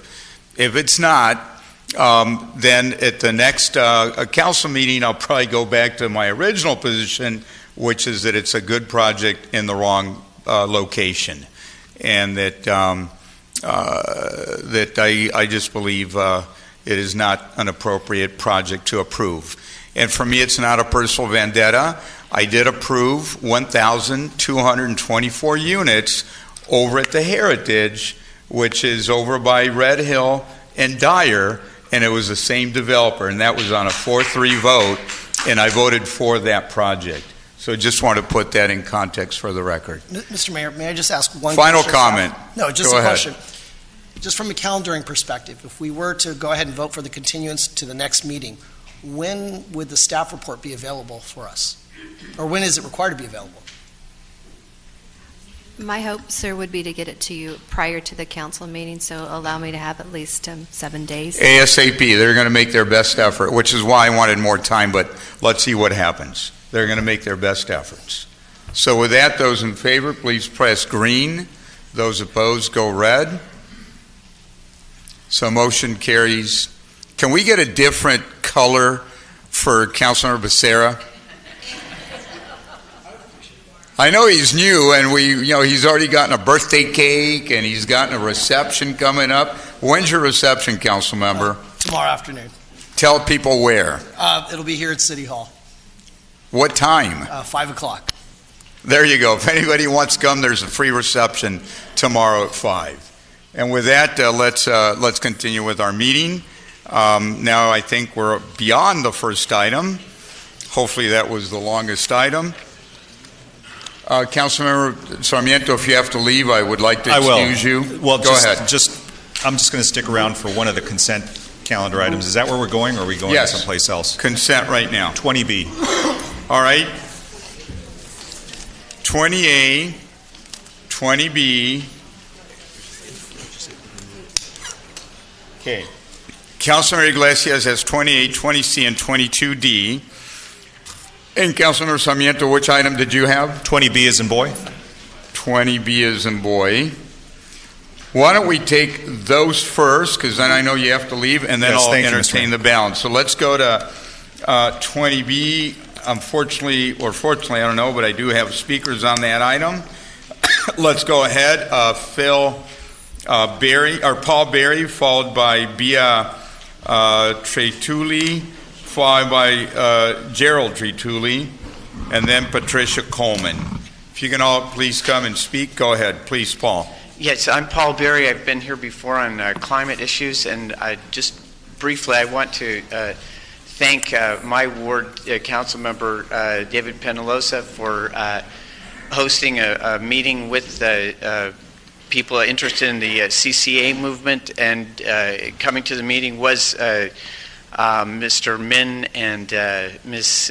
McCann, and I think it's important that publicly we say that Santa Ana is studying the CCA movement, so I think that's important.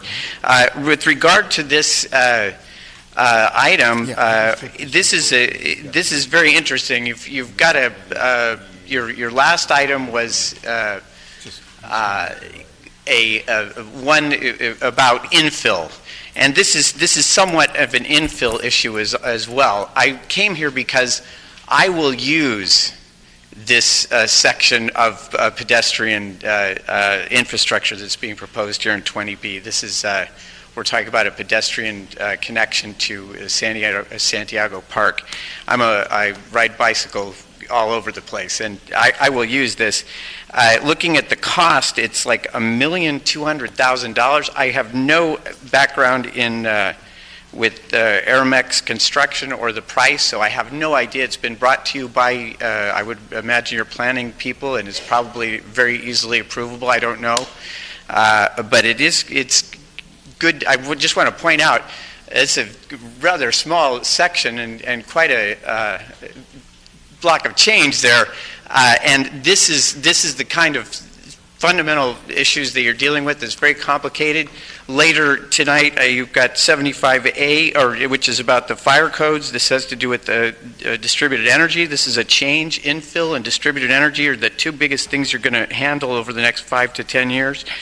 And you have one of the most important pieces of real estate, one of the most important locations in all of Southern California is coming up on your 60A here later tonight at 4th and Main. So I'm hoping that this it will meet your approval. If not, certainly it will be used. It will be used if you build this thing, okay? Thank you. Thank you. B, followed by Gerald, followed by Patricia. Okay, I'm Bea Tilly. My husband and family and I live directly behind the nature, the dirt portion of the nature trail in Santiago Park. So we're right behind Santiago Park. We're about a block away from where this is going. We wholeheartedly support this, and we're really happy to see that we have this once in a generation, if not once in a lifetime, opportunity to expand a park in Santa Ana and to create more open space, create more recreational opportunities. When city staff first came to us with it, there were some neighborhood concerns about safety and so on. Those concerns, in my opinion, were addressed and then some, and money was found to build gates that can close at night along the trail and keep it safe from perhaps what could be prowlers. We really, really enjoy having the parks used by people. As the previous speaker said, you want to see people out there. You want to see your constituents out there bicycling, walking their dogs, using our trails, using our parks, and this is one way to encourage that and to take a dead space in this city and turn it into a living space. Our only concern is that this trail connects to the nature center and the trails in the nature center, and we would like to see native plants and native trees instead of what's been proposed there now. So let's go ahead and applaud this effort. Let's make it better, and let's make it a place not just for the residents of Santa Ana, but for all the raccoons, the possums, and the hawks, and all the other critters that share our community, so that they have a spot to call home. And native plants and native trees will allow that to happen. Thank you very much for supporting this project. Thank you. And just for the record, this is along the Lincoln Avenue pedestrian pathway at Santiago Park. Gerald, come on up, followed by Patricia Coleman. Yeah, I'll make this quick. So I just want to voice my support for the reestablishing access to the park along that Lincoln corridor, because years ago when they double-tracked, they did take away access from a lot of people, easy access to the park. So this will restore that, and I'm in favor of that, and I think this will be a good thing for the neighbors in the area. Thank you. Thank you. Patricia. Hi, I'm Patricia Coleman again, and thank you. I've been looking forward to this for the park for many, many years, and I didn't think it was going to happen. So I want to thank staff for putting together a very creative and I'm sure laborious project, and I'm in favor of it. And like Bea, though, I would like to see natives, because that is the plant palette that we have been working with for the park. And some of the non-natives tend to be invasive, and so I would like that to be addressed. But I am in favor of the project, and I really appreciate the work. Thank you.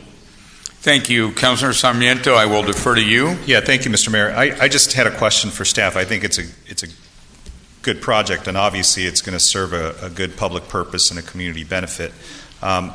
The question I had is, I know that some funds are being reallocated to go ahead and realize this project, and I know some of the money is coming from M2 money, I think to the tune of about $82,000, $83,000. That's coming from the Cabrillo Park Sidewalk Improvement Project. So I know that there's been incredible improvement on Cabrillo from 17th to 4th, and it was much needed because a lot of the sidewalks were buckling, and it was just lawsuits and liability waiting to happen. So to the extent that that's all been addressed, I know a majority of it's been addressed. I don't know if all of it's been addressed. Is there some residual work that needs to be done? And if there is, where are we going to backfill or find this money for any remaining work? I'll ask our acting public works director to address that particular funding stream as to why it's available to. So this is maiden voyage as acting public works director, Nabil. Good evening, Mayor, council members. Yes, there is some residual work need to be done at the Cabrillo Park. There is some stump grinding and more trees to be planted. That will come from our street maintenance funds, and we're getting bids on the replanting and doing that work, and it will happen sometime in early January. Okay, so the timeline on the project as it was originally drafted is not going to be disrupted too much as a result of the reallocation of these funds? No. We will start replanting these trees that we took out, some of them, and again, the stump grinding sometime in early January. Good, I appreciate that, because as valuable as this pathway is going to be to the Park Santiago residents, we know that how valuable those sidewalks are for the Cabrillo Park residents who access Cabrillo Park, the tennis center, going different ways, and it's a very heavily used pathway. So, great, thank you for that. Mr. Mayor? Yes, fine. Go ahead. Well, I want to thank Councilmember Sarmiento for pulling the item. I had one question for staff, and that is, I know that previously there have been some concerns expressed by residents as far as having this path available, if there be any safety concerns. Personally, I love the idea that we're going to actually have this pedestrian connectivity to the trail through the neighborhoods, and as Councilmember Sarmiento called out, the fact that you have multiple neighborhoods that will benefit from this. But speaking to the safety concerns, could you just kind of highlight some of the additional items that came about from those concerns that were expressed? Certainly, sir. So there were 4 community input meetings where there were residents that expressed security concerns, and as a result, features were changed for the trail, and they include taller and more aesthetically pleasing green screens along the existing residential wall, new nighttime safety lighting, lockable and more aesthetically pleasing gates to regulate the access, and new park security patrols happening in the area. The pathway and the surrounding areas will look significantly better than they do today. The gates will not be chain link, and the path will be secured after dusk, so it won't be open during the nighttime hours. Perfect. I appreciate that. Thank you. And I'd be happy to support this project with, I think, per the comments of some of the community, maybe we incorporate some native plantings. Mr. Mayor? Yes, Councilmember Solorio. Yes, thank you. I do want to thank staff that's been working on this project literally for years, and I see Monica Sutter in the audience, so I want to thank you for all this work. Over the years, it started with just the MetroLink project there, and eliminating the horns and beautifying that area, and I know that the mayor and I worked on that back then. I do want to point out most of this funding is from a grant, $1 million grant from the Active Transportation Program. I do like the idea of California native plants, but I think it's also important to integrate it with other landscaping in the area, and hopefully we can just work with the neighbors and the association on what works best, and I know Monica's been working closely.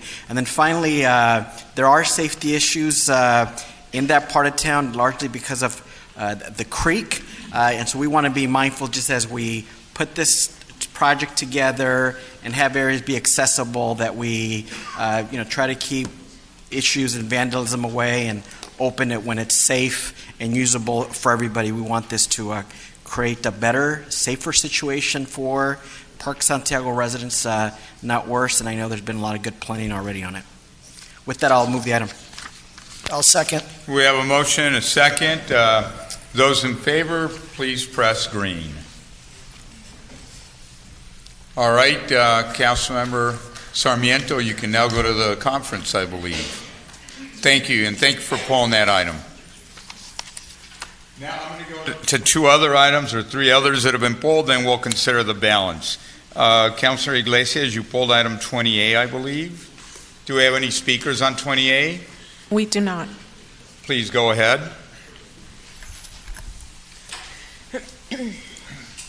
Okay, so the reason I moved, I pulled this item is just to ask our city manager on the funding for the 18 police officer positions with this $2.7 million that we get from, I guess, the parking at downtown Santa Ana. So, Council Member, the item before you is there's 3 separate items. The first one is to authorize funding of 18 police officers that equate to an annualized funding cost of 2.7. Since we're already mid-year, the other 2 actions are appropriating what we need this year to cover the funding of those 18 officers, which is $1.3 million, and then to also cover funding of unfunded pension liability that was previously charged to the parking fund, which does not have sufficient parking revenues to cover. The funding that we're recommending the appropriate to come from is from the performance from last fiscal year. We've now got a handle on closing the books. Not only did we have overperformance in our revenue, we came under in our expenditures. So there's money available that doesn't impact your reserves. You have sufficient reserves according to your policy. So we're recommending appropriation adjustments to move the money from the last fiscal year into this fiscal year, because your team has worked very hard. We heard you loud and clear on public safety being a priority, and we are on track to have the highest number of officers on the streets that you've had in 20 years. And originally in the budget, we didn't fund all of the vacancies, so this is to bring the funding up to match the number of officers that we're able to bring in this fiscal year. But is there any other use for this money, or does it have to be strictly just for police? Well, we're recommending these funds transfer in to cover these costs that we have within the police department. There are some additional dollars left over from last year. Some of it you've already appropriated previously, but there are other excess ones that we could visit. If you have other ideas that you want to use those funds for, we can certainly revisit that. I guess my question is where is this money coming from? Is it coming from the police department budget, or where is it coming from? It's coming from the closeout of the last fiscal year where you had more money than you anticipated on hand. So we're taking it from the last fiscal year, closing, and transferring it into the police department budget to cover these two items. I know, but that money's coming from the general fund, or where's this money coming from? It's overperformance in the general fund. Okay, so then we have other priorities in the city that we could be using this money for. And I just don't feel comfortable that, you told us when we approved that last budget that you had enough money to be able to operate and be able to carry on the business of the city. But now with this, I'm understanding that we don't, so that money that we had, we could use it for something else. At the beginning of the year, we made an estimate as to how many police officer vacancies would be filled. You have an authorized count of officers of 384. You had a total of 348 funded, and you had 36 that were unfunded. We made the estimate as to how the hiring was going to progress and what level of funding would be needed. We're overperforming on the hiring of officers, so we need the additional funds to cover the officers that we've been able to bring on board and that the police chief expects to complete by the end of this calendar year. Yep, but it's for overtime, almost $1 million in overtime. So I guess I just have an issue that, with you telling us that we had enough money to run business run a good budget for our city, and now we had money unspent, and I believe you may have known that, but you may have not shared with us. I don't know why, and I just find it a little, in a way, untruthful of how our budget is really spent, because why all of a sudden we have excess money. So that's just me. I'm not going to ask you to answer, but I just feel it's not right. Well, I would like to clarify that I cannot anticipate what the year-end results are going to be. We're still closing the books, and we have the information as of now. And we did share with you what we anticipated the excess would be, and you did appropriate some of that money. Mr. Mayor, who wants to speak? Peñalosa, and then Becerra. Thank you, Mr. Mayor. Madam City Manager, the questions that I had, and I had a whole left my notes at what I thought was home, went back home, and they were at work, so I don't have them. Anyways, excuse me. Out of the 18 positions that Chief, I guess this question would also be for you, that we're trying to fund here, how many of those have actually been already fulfilled and they're hired? And why doesn't the chief come on up, please? I will let the chief answer that question. And the reason I'm asking that question is because every year at the end of the fiscal year, we see, there's we get the little charts of the personnel across all departments, and we see there's 30 funded vacancies in the police department. And I know you've been working really hard in hiring, and I appreciate it, and I thank you for that. I know there's a swearing-in ceremony next week, I believe, that you have scheduled, or this week. And thank you for that. But out of the 18 that we're asking for right now, how many of those have a name to them? Yes, thank you, Council Member. Of the 18 that we're asking to be funded, 10 would be filled by December 23rd of this calendar year, of this month. So for a total of 50 new hires in calendar year 2019, which has not occurred in at least over 20 years. Perfect. And so we have reached that goal of 50 officers hired in 2019 calendar year, correct? Correct. And how many separations within the police department have we had this year, whether it's retirement, moving to another department, or whatnot? Great question. To date, we have 9 total. We anticipate 1 more this month for a total of 10. Again, a number that we have not seen in at least 7 to 10 years. So the net gain would be 40. And so so we've hired, you said 10, correct? This from that 18, we have 10 that are. The specific, I think, question was of the 18 that are being asked to be funded. how many are Already- are allotted or dedicated Yeah. to be filled. 10 of those 18. 10. Correct. So I don't want to come back in June, or we're looking at the, next year's budget and see that the police department has 8 funded vacancies. And that's where and I know you're working hard in hiring, and can we anticipate that those 8 are going to be filled within the first part of 2020? Yes, and then some, actually. If I could add, there's an additional 18 that are unfunded that at some point will be coming back and asking for funding there as well. Again, this action is to fund authorized positions, not to add additional positions above our table of organization that's authorized by the council. So we've surpassed the funded vacancies that we had earlier this year when we approved the budget. We've surpassed those funded vacancies, and now we're tapping into the unfunded vacancies that we also saw, correct?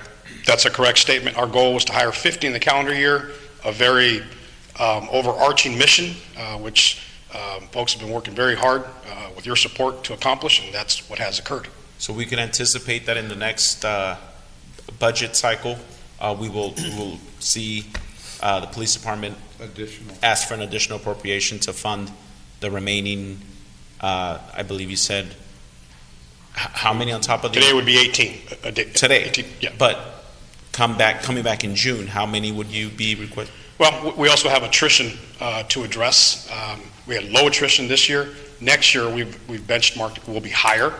We typically have seen 25 or so officers leave through natural attrition.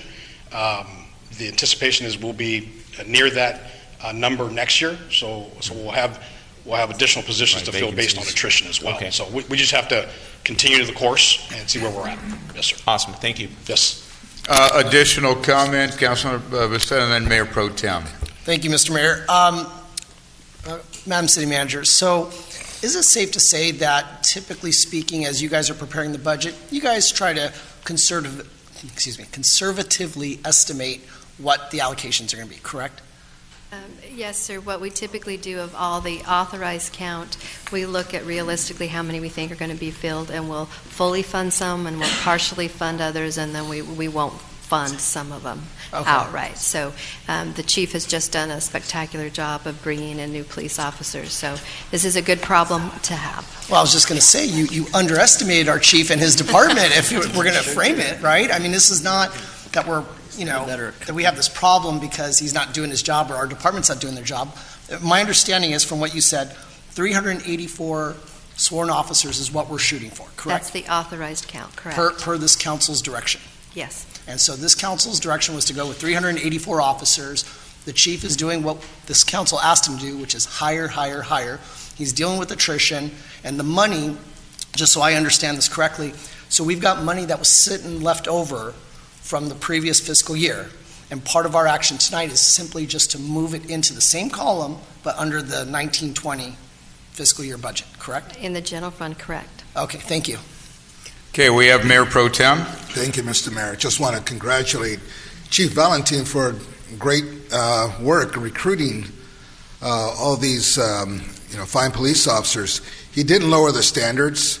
He kept a track of what he was doing. He had a plan. He put people in the right places to go out and aggressively go out and seek qualified applicants. And hiring police officers isn't that easy. It's not something you can do overnight. I'm on the Public Safety Committee, and so was Councilmember Solorio. And on the average, we lose between 28 to 32 officers a year. And last year we only lost 9, correct? I think we have 9 right now. By the way, Councilor Peñalosa, I think, was also on the Public Safety Committee. Well, I'm talking about when Jose and I were on there from the beginning. Old school here. We're talking old school. Sorry about that. Premillennial here. So, Chief, how many people did we lose recently, this past year? About 9? So we have 9 officers have left. So far. We anticipate just one more this year, so for a total of 10. Total of 10. And so and I know that we had the big raise, the one I didn't support, and I want to be clear with everyone because I have to keep saying it. I supported a raise that we can afford. Don't support a raise that we can't afford. But we're here and the council voted on it, and here we are. So, the system has to keep moving forward. The city needs to keep moving forward. So sometimes these are very, very tough decisions to make when it comes to funding. And it's not like I'm going to stop and just say no and then everything else is going to stop. It doesn't. We have to kind of figure out a way. And I want to thank you again for the hard work, your men and women of your department going out there and looking for qualified people. Everyone across the nation, by the way, is suffering from qualified applicants, that they cannot find enough people to come into police work. So in Santa Ana is a very active city. We are looking for the best. We asked the chief, and I remember continuously, Jose and the rest of the members here, Councilmember Peñalosa, not to lower the standards, to make sure that if we want to meet the numbers, to make sure that you keep the standards high. Because Santa Ana is a Santa Ana Police Department is a very proud police department. And I thank them for their work. And I'm just worried about the mass, exodus of people leaving the department after that raise kicks in, because it's going to start in April. And then we're going to be right back where we started. And it's going to be tough. That's what I'm concerned about. They're going to stick around for a while, get that raise, and then they're going to retire, and then we're going to see 60 people, 80 people, who knows, I don't know what, just leave. And then we are again trying to bring more qualified people. That's my main concern.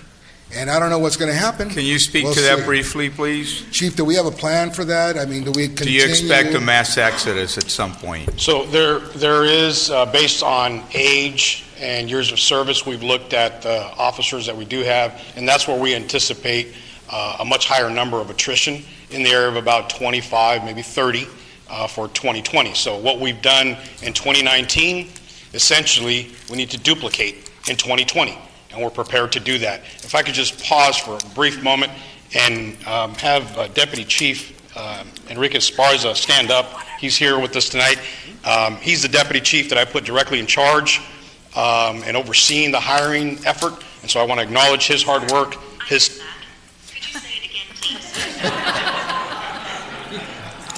I will say it again. I'm just kidding. All right. So, anyways, I want to acknowledge him because of his leadership as well. I mean, you set a vision, and we put a strategic plan together, and then there's people that have to get it done. He is in part at the spear of getting it done. So, there was folks up here who didn't think you could do it. So thank you. Thank you very much. Thank you. You guys were, very... Thank you. Don't go too far. You may be brought up again. Councilor Solario and then Peñalosa. Thank you, Mr. Mayor. Just some general comments. I do feel that our new city manager is getting a good sense of how the city runs and the history and all the departments in budget. But budget projections have been very spotty the entirety of this past 2 years. About 9 months ago, we had our main financial officer saying we were going to definitively end the year $600,000 in the red. And I always said, no, you got all these unfunded vacancies, everything else. We're now getting closer to $5-6 million surplus from the last fiscal year.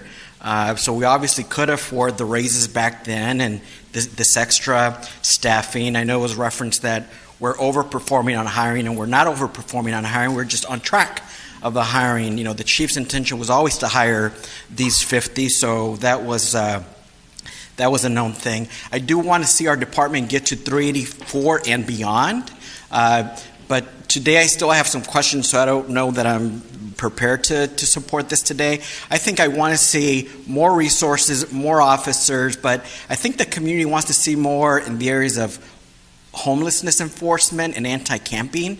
We still have panhandlers everywhere. Santiago Creek's a mess. That's the only public area that still has significant camping and tents and a criminal element. I know years ago the community was promised 10 officers for community-oriented policing. I think we ought to honor that. Also, as we've been staffing up, we should also now begin to see a decrease in overtime dollars being spent, and you're asking for more staff and more overtime. That's one thing I want more information on is how much do we pay overtime for our average officer? How do we see that ramping down or what those projections are? I'm also concerned that this is also just an effort to hire the PMA contract that still has not been funded. And so I want to know from our city staff, not today, but in the future, or maybe today, how that could be firewall to make sure that happens, because I do know there's money elsewhere, but I worry that this is a runaround. I do think that this is a good use of Measure X, so that's all good. And then if we have dollars left over, I want to know where they're going to go. They should go back to the general fund. Also, on these remaining dollars, we shouldn't in piecemeal budget, okay, we found these extra dollars, let's give it to one department. We did that earlier. We gave it to multiple departments, as well as there was a standing commitment to any surplus dollars to give to the youth program. We thought we would only have a smaller amount, so we did an earlier chunk. So this time it all going surplus money to PD, isn't in line with that. And then finally, I think it's time for a citywide survey so that the staff and the council can have a better sense of what our residents want in terms of policing services, park services, etc. I do think that there's a disconnect between the staff and to a lesser extent the council, because we're out there a little bit more, but there's a big disconnect with the services and budgeting what we're doing and what the community wants, especially out of Measure X. And so as we move forward, we got to match that up a little bit better. Thank you. I think I thought Councilor Peñalosa had more questions, but he has more pressing business. He's coming back. And then after that, I'm going to try to get us to a vote before we depart. Please go ahead, Council Member. I just wanted to clarify what Mayor Pro Tem said, because the first comment, I know he didn't say it, but to me it sounded like it said the chief lowered the standard. And I wanted to, okay, good. And I'm sure that's what he meant, that's what he said, but I was like, wait, I hope we didn't lower the standards in hiring. So wanted to make sure that we're keeping that standard high. And I know it is hard to hire police officers across the country. So thank you and appreciate the effort. Let me just say one word, and then hopefully we can vote quickly. I know we're missing a council member, but that is, I believe that the contract chief, and maybe you can concur with me on this, that it's been an asset, not only at retaining officers, but also at recruiting. I understand we're getting laterals from Huntington Beach and Fullerton and Anaheim and other cities, which previously had not been the case. So right now, a lot of things have aligned. It's enabled you to do a wonderful job, and you are. And would you concur with those thoughts? Absolutely. Absolutely. Anything that we can do to recruit and retain is a plus. So in 2017, we inherited 67 vacancies, put a team together to address that with a strategic plan. A good contract came forward, and then this year was the year to accomplish. And prior to that, even though we tried very hard to hire more, we had nonetheless a growing number of vacancies over the years. We'd hire, we'd lose a few more than we hired, and we'd have 3, 4 every time we were going down. Correct. This is the first year in a long time that we've made a strong advance, and hopefully we're in a position to do so again next year. Yes. Thank you for your good work. Yeah, thanks. So with that, we have, do we have a motion? Councilmember Solario? I'd like to move to continue for 2 weeks so we can get some responses to the questions we have. I'll make a motion to approve. Substitute motion? Substitute motion. Second. Okay, let's attempt to substitute first. It does require 5 votes. It does. Those in favor, please vote green.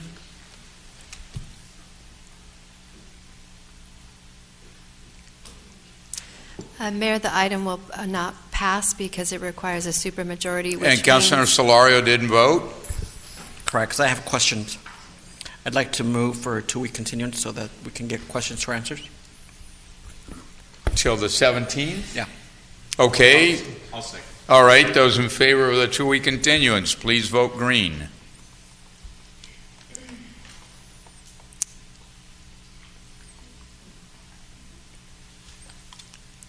It passes, but you voted no on the continuance.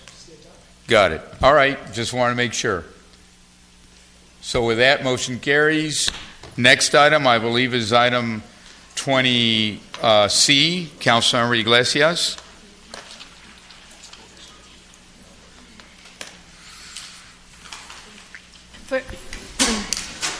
She's busy.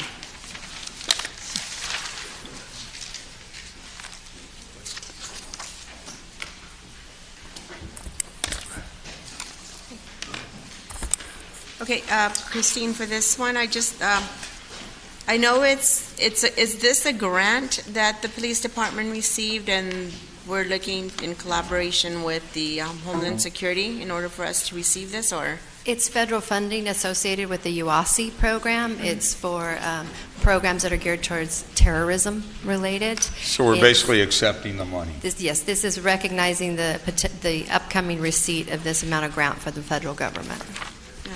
If I may make a motion to approve. Yeah, I just got thrown that it says requires 5 affirm, even to receive the money. Yes.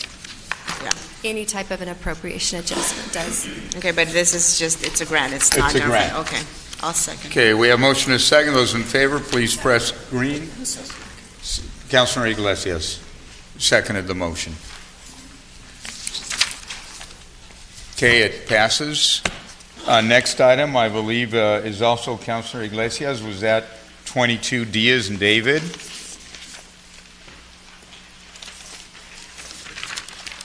Okay, we have a speaker, Nestor Correa. You want to speak on 25D and 25E. Please come on down at this time.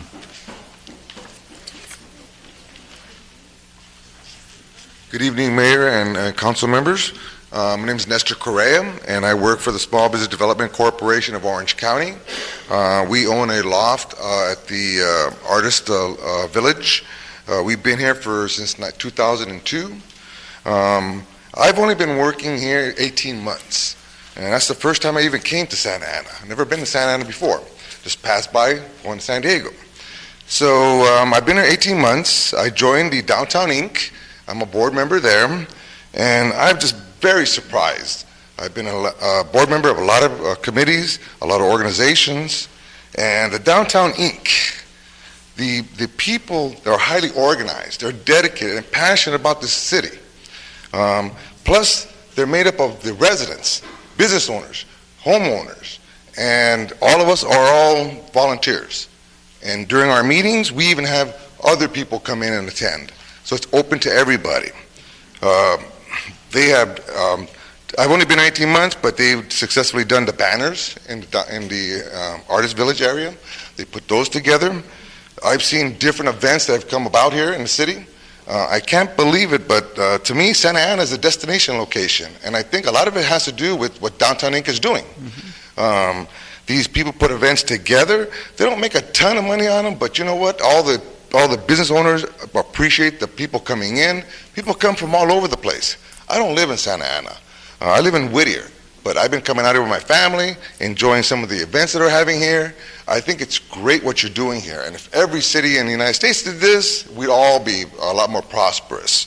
So, and hearing the business owners talk about how safe and clean everything is because of what they're doing with the Clean and Safe program, all the programs they're putting together are very good. So I hope that the council and everybody passes everything so that way they can continue doing the good work that they're doing here in Santa Ana. Thank you. Nestor, let me just say welcome to Santa Ana. Love your energy. Keep up the good work. And I know Raul is out there and others. Go Downtown Inc. Thank you. Absolutely. Thank you. So with that, do you have a comment, Councilmember, please? Because I think you pulled the item, didn't you? Okay. So this is 25. So let's go ahead, because you gave me the speaker card. See what you did, Nestor? You took us out of sequence here. So all right. So let's consider 22D after his speech. I'd entertain a motion on 25D as in David. I'd entertain a motion. Motion to approve. Second. We have a motion and a second. Those in favor, please press green.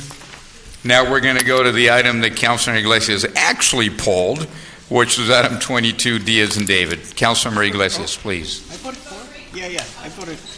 Yeah. Which one are you using? He just voted green. We don't need to do a revote. Right. Councilor Iglesias.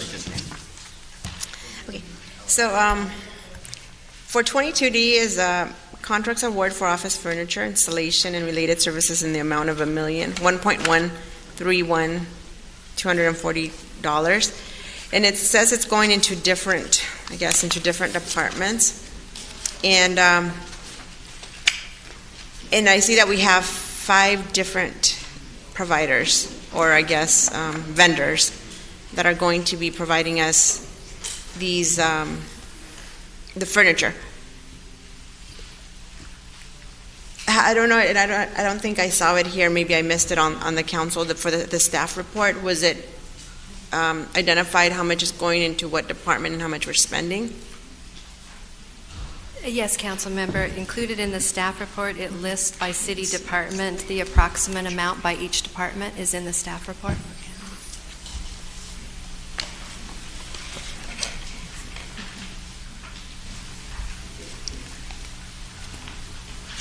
And then, so this money is coming from each different department? Is it a surplus money that we had, or what is this money? It was budgeted for the current fiscal year. The majority of the departments are general funded, so a large chunk of it is general fund, but there also are some monies that are programmed for the public works portion of their furniture from the sanitation fund and the water fund, and then risk management has a separate source of funding as well.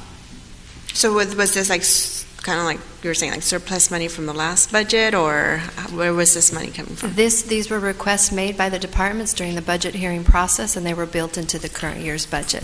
This is not a request for any new money. It's basically a request to approve the agreement for the purchases.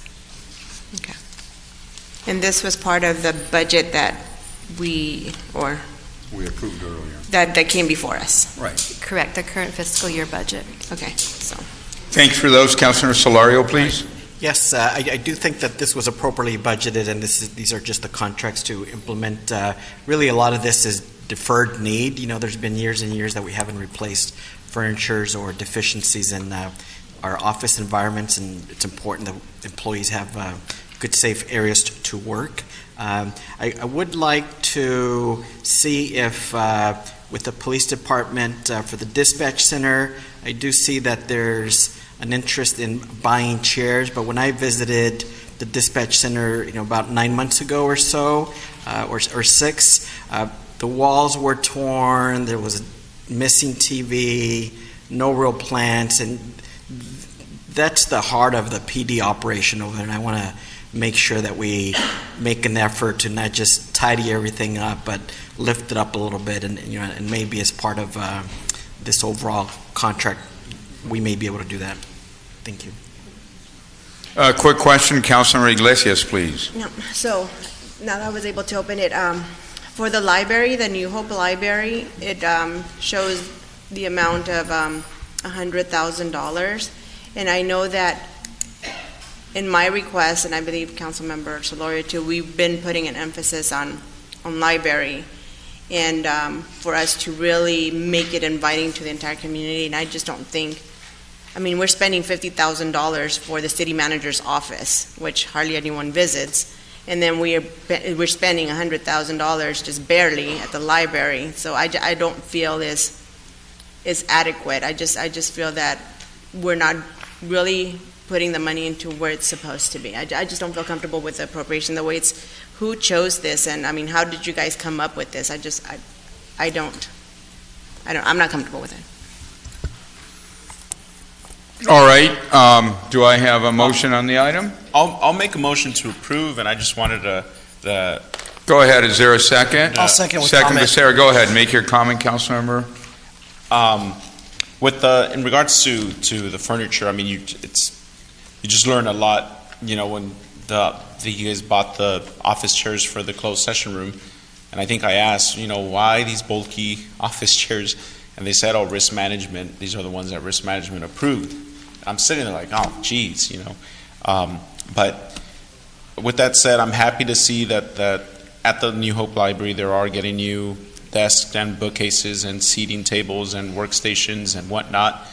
And with the city manager's office, I see where Councilwoman Iglesias is coming from, but I just want to add that that's, where anybody that wants to do business in our city eventually goes and meets with us. And And sometimes I'd rather meet them outside City Hall because I'm like, oh, geez, they're going to say this is the antiquated city we want to do business in.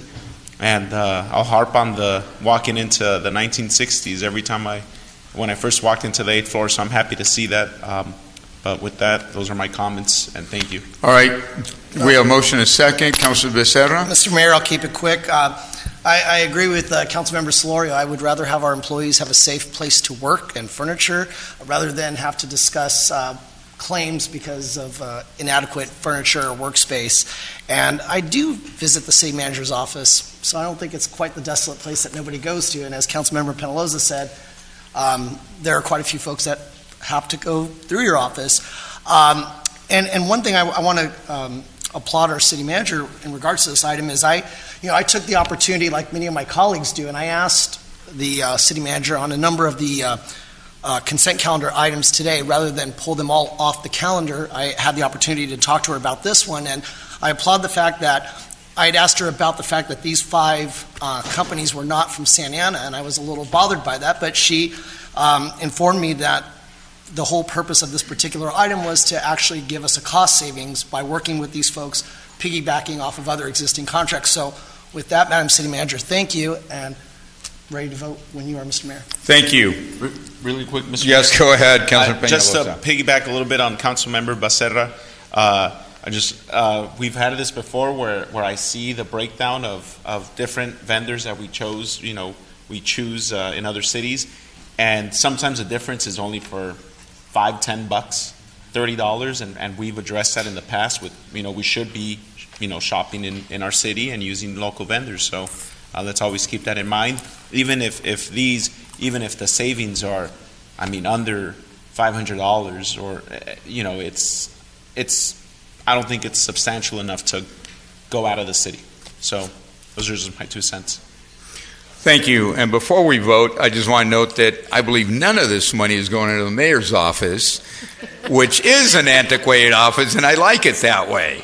So maybe it's not the right office for risk management and everything else. I know I had a mayor visiting recently from Ensenada, Mexico, and he commented that it was very nice to see an authentic office of the era.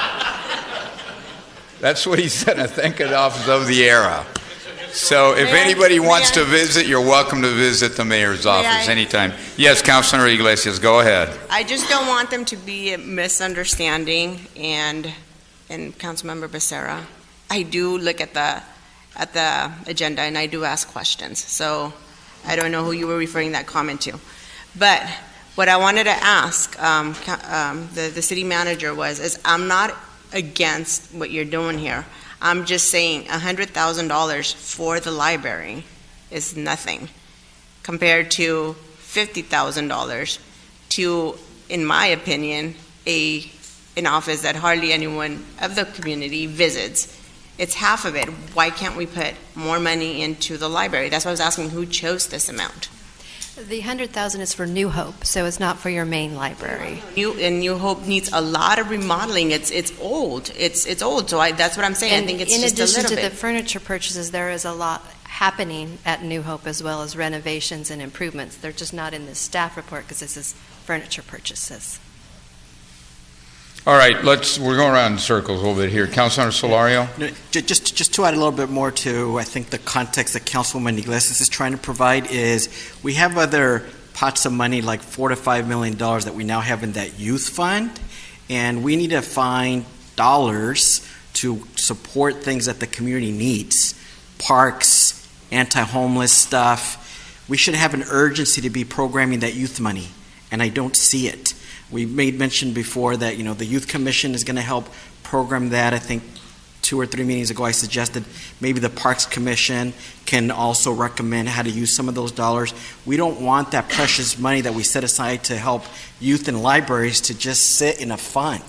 We want to put our resources to work, and I'm all for the employees and we should do it, but we can do things parallel, and youth services and dealing with the homeless stuff. Libraries are big priorities in town, and again, this is another example where staff just doesn't always prioritize community needs so that they get what they want. Thank you. All right, I think enough comment on this. Those in favor, please press green. Motion carries. With that, I believe we're now on the consent calendar. I mean, the balance of it. I'll move it. We have a motion. Is there a second? I just want to note for the record, I'm going to abstain on item 25A. It's a contract with West Coast Arborists. I did some work with them some time back. They were a source of income, so I'm going to go abstain from that item. Mr. Mayor, can we just do two motions then? We'll do I think I can just do what I said. Is that sufficient? Is that fine? Well, can I It pull is item because 25A consent. for separate vote? Just that way it's simple. We can. Either way, it's simple. Oh, okay. Just vote yes. I'm going to vote yes on the motion, on the balance. Okay. So those that want the balance, please press green. If we can.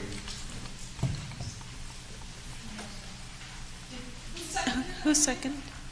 Becerra seconded that. So you're not going to let us vote until you figure out who seconded it. See how they hold us off? This is why they like the lights. All right. So with that, I believe we're on to next item, which is 55A. Is that correct? I would entertain a motion on 55A. Don't everybody Motion to talk approve. at once. I'll approve. I'll second. Those in favor, please press green. Okay, item 55B. It's a motion to adopt and authorize submission of the fiscal year M2 year-end expenditure report. Move the Motion item. to approve. Those in favor, please press green. Item 55C, it's a resolution approving the water supply assessment from Move the Main Place item. Mall. Second. We have motion and second. Those in favor, please press green. All right.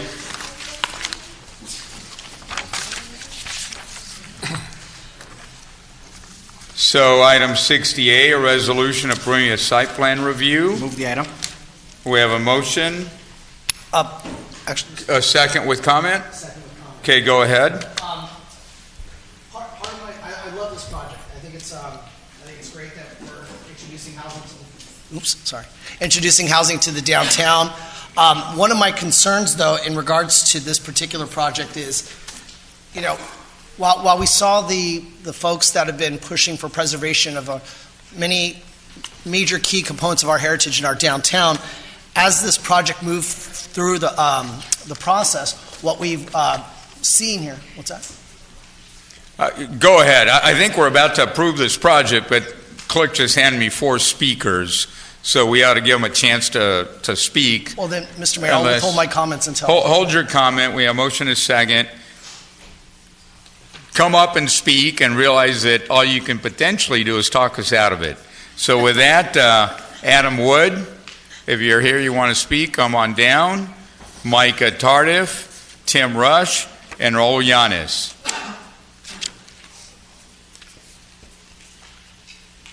Go ahead. Evening, Adam Wood, Building Industries Association. Support it. That's a good speech. It was succinct, passionate, got down to the point, even had a thumbs up. Michael, come on down. Raul, if you're there, come on down, Raul. And Tim, I know you're right behind him. Go ahead, Mike. Good evening, Mayor and City Council. This development would include the historic 1931 Orange County Title Company building. The Orange County Title Company became what is today the iconic Santa Ana-based First American Company. It is understood by most that the beautiful Art Deco style of the facade remains behind the metal cladding. The Art Deco facade was not removed as it is incorporated into the structure. The art, history, and culture are one with the structure. The Art Deco style had an important impact on architecture and design worldwide in the 1920s, 30s, and 40s. In Mexico City, many of the city's highly recognized Art Deco structures were severely damaged during the 2017 earthquake. There is an effort underway to return these buildings to their original glory, much of which had been chipped away by insensitive updates over the decades, even before the earthquake struck. Architects and planners are scouring historic photographs and records to rebuild them. It would be a shame to lose one of historic downtown Santa Ana's few Art Deco treasures to an Irvine-style development, while other major cities proceed to rebuild and preserve that same art, history, and culture. It will be said that historic groups have agreed to a plan which might preserve only a portion of the building and facades. I say might because the agreement includes the term "if feasible," and it is left largely up to the developer's discretion to determine feasibility. The developer in the reports before you has disparaged both this fine historic structure and Santa Ana's first American company as not historically significant. The architectural rendering presented with this partial facade plan is not complementary to either the art of the original structure or to the Irvine-style development itself. I don't believe that this developer has any intention of finding preservation of two partial facades as feasible. Bottom line, if this development is approved as it is presented to you tonight, the developer is guaranteed his Irvine-style development and the art, history, and culture of historic downtown Santa Ana and Orange County are guaranteed only a shiny nameplate which declares that something wonderful once stood here.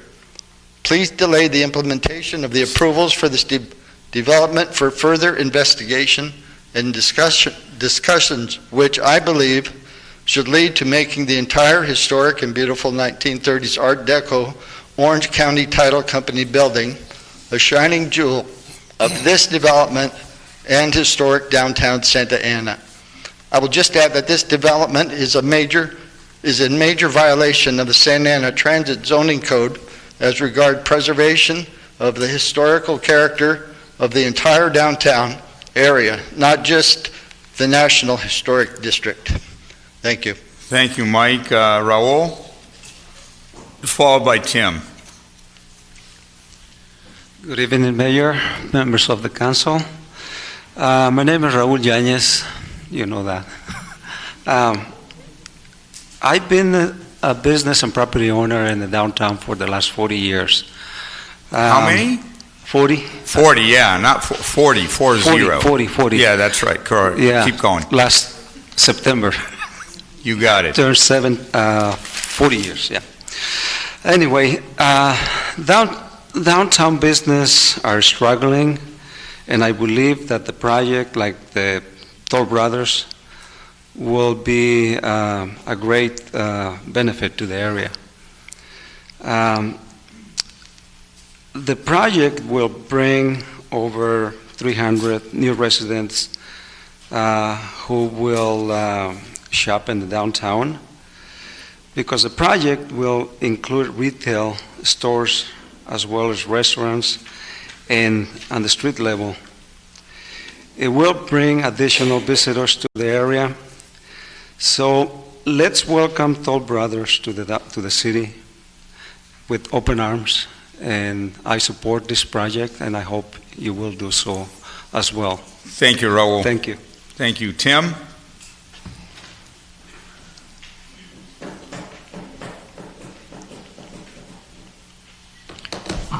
Good evening, Mr. Mayor, council members.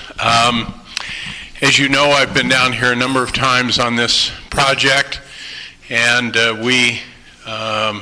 initially, I'm here on behalf of Preserve Orange County and representing the preservation community. And yes, I echo the comments to a degree of Mike Tardif. No, we're not happy about having to see two historic buildings destroyed. The old Albert Sheets Cafe, which is period commercial retail, next to the beautiful grand Art Deco Orange County Title building. But the fault for that lies squarely with city staff. And that is what I would hope that you will address going forward. City staff needs to design a process where the preservation community is brought in at the beginning, not at the ass end of the process. Because what we have here now is we're practicing facadism. And what we're winding up with is a facadectomy.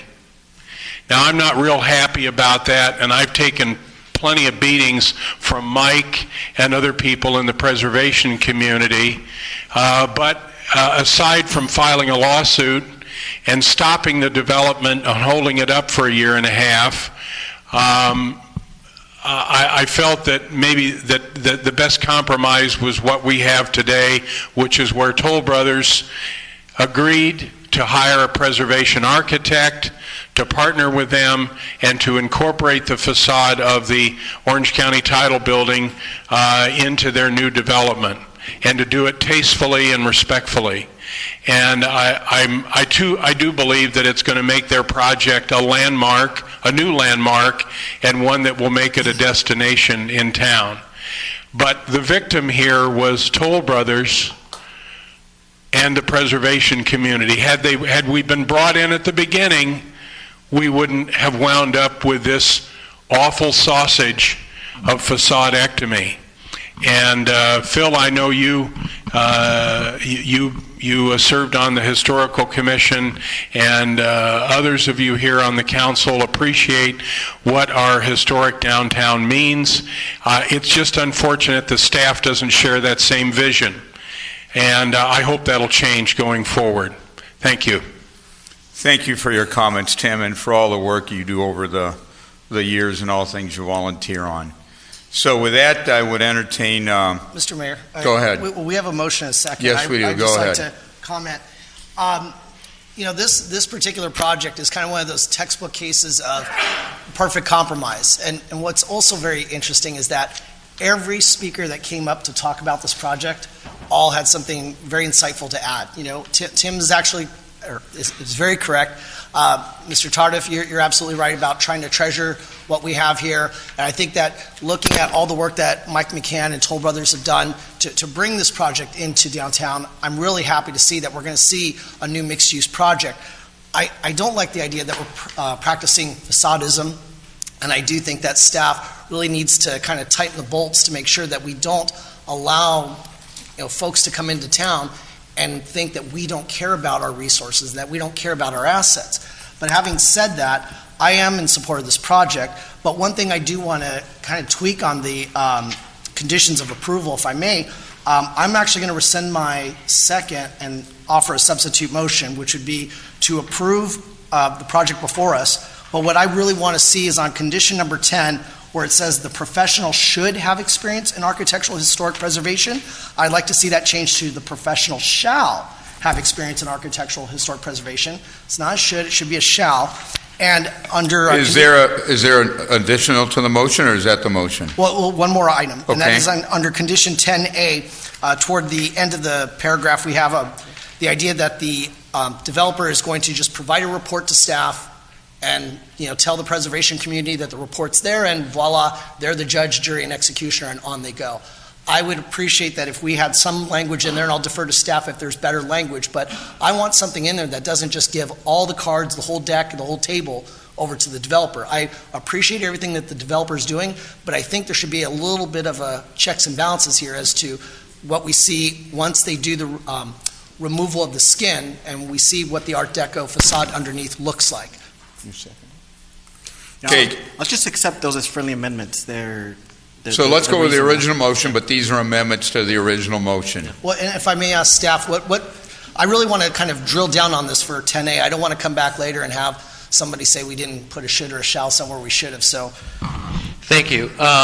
Understanding those concerns, I'd like to read out probably a sample language okay. For 10A, to add at the end that the planning and building agencies shall complete the review and determine the feasibility of the historic preservation alternative and notify the above listed parties and the developer within 10 days. So that place the responsibility of determining that on staff, in addition to, and not just the developer, as you mentioned. So the developer would provide the report, and built into this, the planning community, the preservation community Correct. will be present as they do some of this work to discover the condition of that facade. It will be our responsibility to notify the preservation community. Well, notify it, review the report, Yes. not just accept it. Correct. Okay, no, and that would be very acceptable.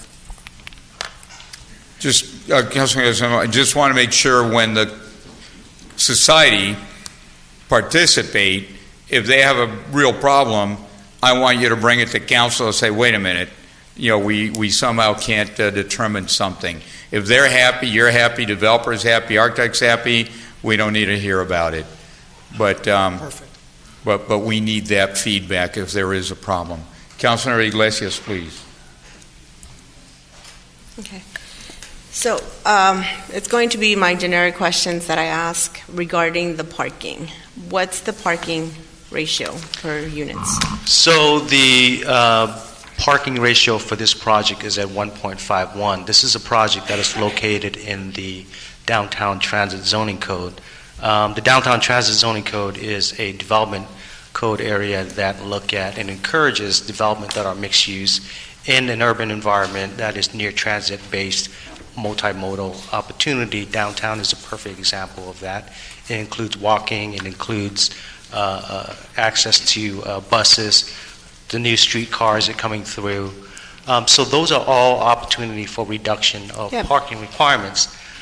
In addition to that, this project, although not required, the developer is proposing a 5% affordable housing at very low income level. And by proposing that, going through the state law, it allows for at least 3 concession and also a number of waivers in order to develop the project. So as part of that, they are proposing 1.51 parking spaces per unit. And I get that, Min, and I like your justification. I think it's the same reason you gave me for the ones with, when you have the density bonus, but just because they can doesn't mean that we should. And I just feel that if we're asking for one developer, why are we lowering the bar or lowering our standards for another developer? And seeing this is where I just get sick to my stomach. We treat people differently. I think if we're going to be doing this, we need to be doing it across the board. And if we're requesting 2.0 for other developments, we should be doing the same for this. So we are following the law, and the law allows for the reduction of parking spaces. However, in anticipation of such concern and any unanticipated, we work with the developer to implement a parking management program to where, if necessary, they can increase the parking capacity on site by an additional 80 spaces, which will bring it up to about 1.83 spaces. Yeah, but and in addition to that, if it's necessary, they also have access to city parking structure, what they will require at least an additional 70 spaces, which will bring it up to 2.19.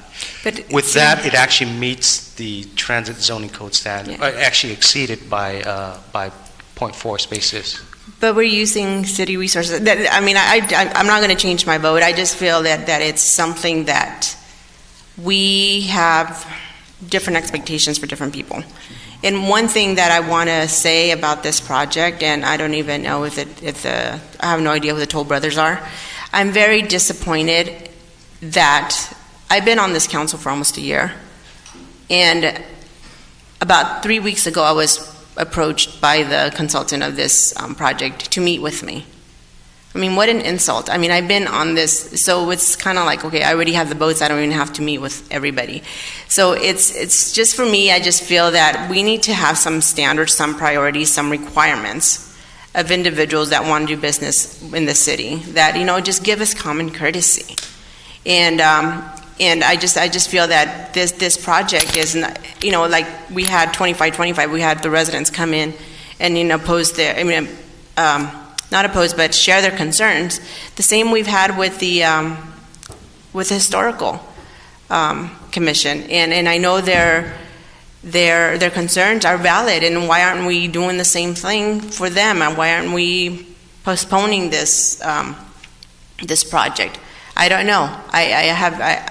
That's just a question for, I guess, for my colleagues. But I just feel that we don't do everything fair across the board for everyone that comes into our community and into our city. So this is just me moving forward. I just feel that any project that needs to be approved, for me, I think it's also dense. It's how many stories? 7 stories?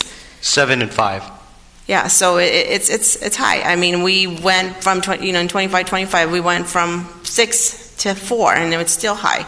So, and in downtown Santa Ana, it's I think it'll be higher, it'd be one of the highest buildings for right now, and then we're going to encourage others. I know the federal building is the highest, but but when it comes to dwelling in apartments, I just feel we're just allowing it for other people to tell us how to run our city, and this is, like you were saying, we allow other people to run our cities, and this is for me, it's one of the projects that I just don't feel comfortable with.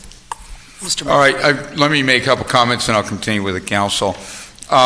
I'm very comfortable with this project, and let me tell you why.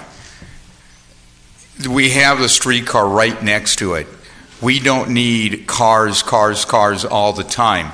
I know 2525 does not have a streetcar next to it. They can't avail themselves of it. But in this case, I believe they will.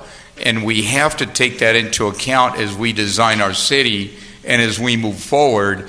Planning standards have to be taken in context. One size does not fit all. As it relates to the historical study, I do agree that they have to be brought in at the front end, and they were not. But this did not occur under, our city manager's watch. She came into this project, it was already way down the line, about to be wrapped up, but, hereforth, I think anything that's historical, in the beginning, we should, have input. Also, I would note that the Planning Commission continued this item because of the historical issue. It was more than a month that they went and they hammered out this compromise. Maybe it's not a perfect compromise, but it was hammered out. And I do believe that when you look at the downtown, this is a nice mix. I mean, we just had Raul Llanes, a guy that's been around 40 years, and there's a lot of others around there, Raul, that would agree with you, that want to see this project, because you have retail on the first floor, not only on First Street, I guess it's a side street, Bush, and Ford Street. That's quite a bit of retail mixed in with the residential, and it's a quality project. And yes, some of the buildings are lower, but you're not looking down at any single family residence here. You're looking at other businesses, you're looking at parking structures, and there is a parking structure right across the street, which I believe is going to be used by guests and people that are coming to visit this development. So I think it's a quality project. I like the density. I have no problem with the height in that context. The federal building is right down the street. That's 235 feet. It's much, much higher. I hope that this, along with 3rd and Broadway, and hopefully that'll come to the city council soon, that huge parking structure that's right in that area, when that gets built out, that's going to be an iconic development as well. High density with residences, with retail, with a hotel. It's really going to invigorate the downtown. So those are my comments now. But Councilmember Solorio, Peñalosa, and then Becerra. Thank you, Mr. Mayor. Largely ditto to your great comments. First, starting with the preservation issues, absolutely agree. That should have been earlier. We knew that those were iconic historic buildings, and it is too bad we got started too late on that. This is going to be next to the streetcar, so that's exciting. And so I do think it's appropriate, the density, the height, and we are a quote-unquote built-out city, so really it's about going up, which I know the mayor has strongly been advocating, for these past 10 years or so on most projects, and this is one of them. I think, too, the transit code that we worked on quite a bit and that we postponed that a few times for additional revisions. I remember Councilmember Peñalosa and Iglesias were also wanting to take a second look at that to tighten up a lot of the parking management and related issues, and I think this project has benefited from the previous project management plans that we've worked on, the transit code, the shared parking opportunities nearby, so that's all good.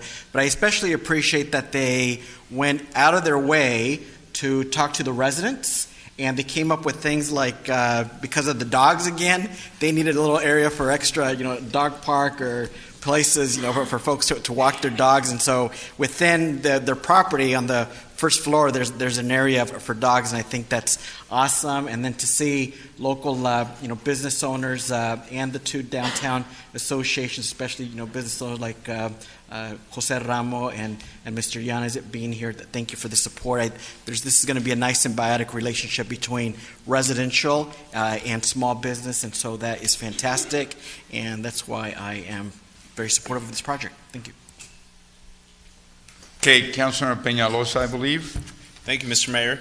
I just wanted to state that I'm very supportive of this project just because when you look at all the events that happen in downtown, all the merchants, even just not an event, but just your random Friday night, you have your west end of the downtown area that, as we younger people say, it's lit, and then you have a street of darkness until you get to the east end. And I think that this is going to really help just bring life to that part of downtown and connect the two areas. I do agree a lot with what Councilmember Becerra said and what Mr. Tardif said and what Tim said. It's unfortunate that the Historic Preservation Society wasn't brought in a lot sooner. And yeah, I also concur with Tim that I put a little bit of that blame on staff. We have a planning commissioner that serves on the Historic Resources Commission. I feel for that purpose, and we should we should look more into that of how we could, if there is going to be a lot of work done to historic buildings or this project, for example, we should, look closer into that before we send the applicants down this rabbit hole of red tape and applications and meetings, and because then you have these roadblocks and this opposition that is valid. We don't want to be just single-handedly destroying our downtown. I thank the applicant. I reached out to them and forced them to take me inside of the building and realized that there really wasn't much. It's a nice building, but I'm hoping that with the scaling back, if there is a historic facade down there, we preserve it, and I'm happy that they made that change to their renderings and the architectural side of it on 5th and Main, and I'm happy that I had a part with that, making sure that there was even tiered retail component on Bush and 4th, so I'm happy to see that. I wanted a rooftop bar, but that didn't wasn't possible. But the terrace and the restaurant that's going to open, hopefully restaurant, who knows, but that's going to really activate that area of town. So I'm supportive, and those are my comments, Mr. Mayor. Thank you. I think Councilor Becerra. Thank you, Mr. Mayor. Well, the mayor pretty much said a lot of what I wanted to say, which was... Say it again. I'll be much more brief. The fact that with your leadership and this council's advocacy of the streetcar in downtown, I'm looking forward to seeing that thing rolling down 4th and 5th Street in a couple of years. And it's going to be a welcome addition with this project. The density next to the transit, that's a winning formula. We're seeing it in cities across America. And there have been businesses in downtown, and those of you that patronize downtown or have your businesses in downtown know that it would help to have nearby residential. Folks that can just walk down to your restaurant, to your shop, and this would bring in that added population that downtown really needs. Another thing is this project, unlike 2525, is not next to single-family homes. This is in a downtown. There are certain residential developments in our downtown today that when you rent a unit from those properties, you have to sign a disclaimer that says, I know I'm in a downtown. I know there's going to be activity past 6 p.m. or 8 p.m. It's supposed to be an urban environment. So people are expected to walk, take transit, enjoy a nightlife. So I think this will be a welcome addition. I do want to concur with Councilmember Iglesias. She left, damn. I was going to say, one thing I do concur with her about is I'm not a big fan of the state density bonus law and the way that it essentially tries to usurp local zoning authority from city councils like us. The state has enough on its plate, but sometimes they like to wade into our waters and try to kind of tell us how we should, govern locally. We are the second densest city in California. I feel like we've done a pretty good job when it comes to density. So that's another discussion for another day. With that, Mr. Mayor. Okay, I believe we have a motion and second. Go ahead, Councilor Peñalosa. I believe you meant to say the country, not California. No, I'm sorry. We're the second densest. Fourth in the country, Fourth in the second in the country. state. Yeah, we're just above Chicago. Okay, and just for clarification, I know Councilmember Solorio mentioned that I had some concerns with the transit zoning code when we approved it earlier this year. That was because, for those who remember, there was language throughout the whole thing that said these changes applied were citywide. And I had to pump the brakes a little bit and make sure that that language was cleaned up, and staff did, and even gave us colorful maps that really outline this area, so thank you for that. But Okay, we have a motion and second. Those in favor, please press green. I'm sure it's going to pass, so let's go on to the next item. Congratulations. Let's move forward. Move forward. So with that, item, is it 60? 60B. 60B. I'd like to nominate Cecilia Aguinaga to remain on the vector control. I'd second that motion. What's the motion? What was the motion? Cecilia wants to keep chasing cockroaches, and we're saying go, go, And go. puddles of water? We're good. Right. So the item calls for either a 2 or 4 year appointment. Do you want to clarify? The item It's a calls- 4-year appointment. Okay, thank you. 4-year appointment. You okay with that, Cecilia? She wants a 10-year appointment. We want you to keep our city safe, Cecilia. 4 at a time. Just watch out for the sprain. So that's number 2, right? Yeah, option Motion 2. second? Option 2. So we have motion and a second on Cecilia. Those in favor, press green. Congratulations, Cecilia.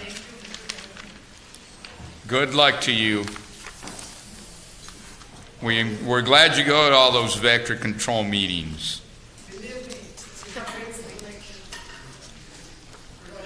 60C, we have Alexander. Come on down and speak, please.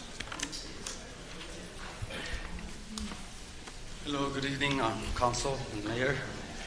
I'm Alexander. I'm a supporter of the recall committee against Juan Villegas.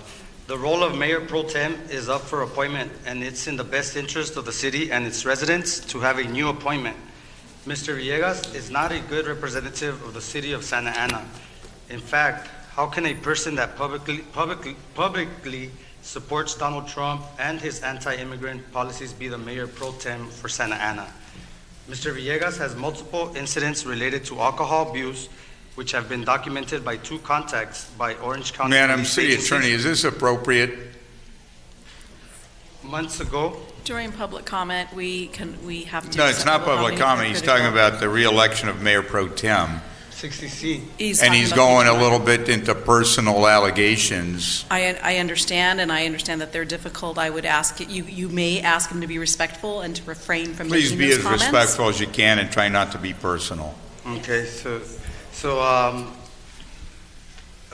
months ago, there was a recall paperwork that was filed against Mr. Villegas. He interfered and obstructed the process, causing huge exposure and ultimately litigation in which the city of Santa Ana, its taxpayers, agreed to settle the case and pay $40,000 in fees because the city failed to perform their public duty.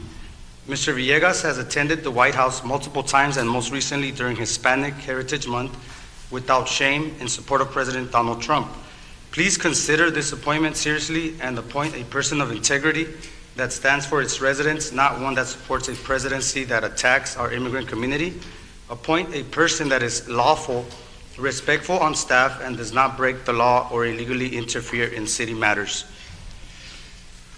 Okay, Mr. Alexander, anybody else? Seeing nobody else, I'll bring it to council for consideration. I believe that this was appropriate at the previous council meeting, although even then I would believe that we already voted for this, when we did the 2-year term of Mayor Pro Tem Villegas. But at this point, any other opinions, any motions, anything to consider? I would like to make a motion to nominate myself to serve as Mayor Pro Tem. And I would like to nominate myself to continue to serve because I was voted unanimously by a full council at the time. Mr. Mayor, we're missing a couple of people. I don't know if it makes sense to instead continue this or take no action. We had a motion by Councilman Peñalosa. Is there a second to that motion? If there is none, it dies for lack of a second. Is there a second to Mayor Pro Tem's motion? I'll second with comment, or question actually. So per our charter, it says that the first meeting after the election of a council member, that this is something to consider. Madam City Attorney, could you clarify whether this is something that we absolutely have to consider? I mean, given that what the mayor said, that the current Mayor Pro Tem was nominated and voted unanimously as Pro Tem for a 2-year term. So is there any sort of requirement that we even act on this? In my legal opinion, and after doing significant research on a historical basis, I believe, as the mayor indicated, that this was placed on the agenda as an interpretation that it should be placed before you. But with respect whether you have to do something, that's completely within the discretion of the City Council. You don't have to do anything. You don't not have to do anything with respect to the Mayor Pro Tem. It is up to the discretion of the City Council. Thank you. Additional comment? If you want to bring Councilmember Iglesias in here, then we'll do a vote. I don't mind if she's around. If not, we can go on to the next item until she returns. If she's in the bathroom, Commander Gominski, we can wait. Use your discretion. I would like to just inform the council that you do have a prior minute action as confirmed through the city clerk's office. You have an existing minute action that made an appointment for a term of 2 years.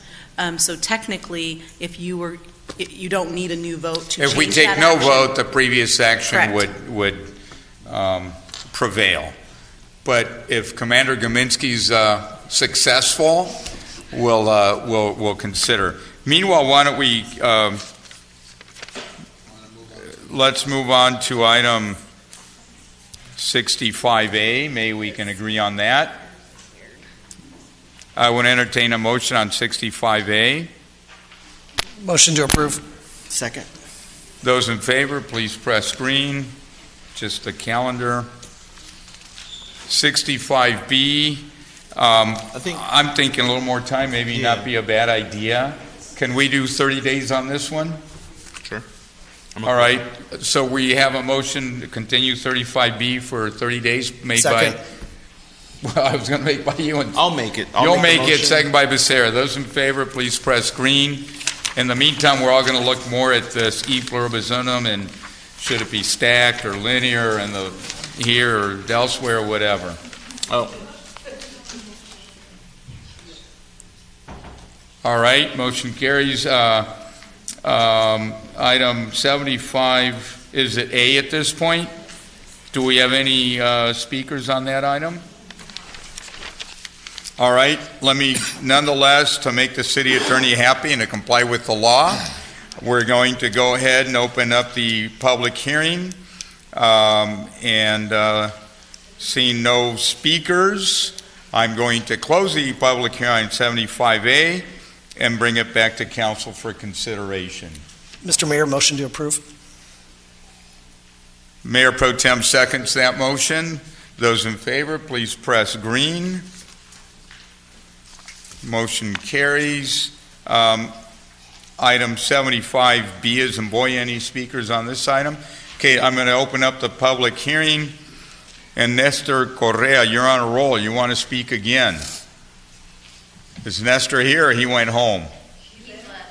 If he went home, he's a smart man.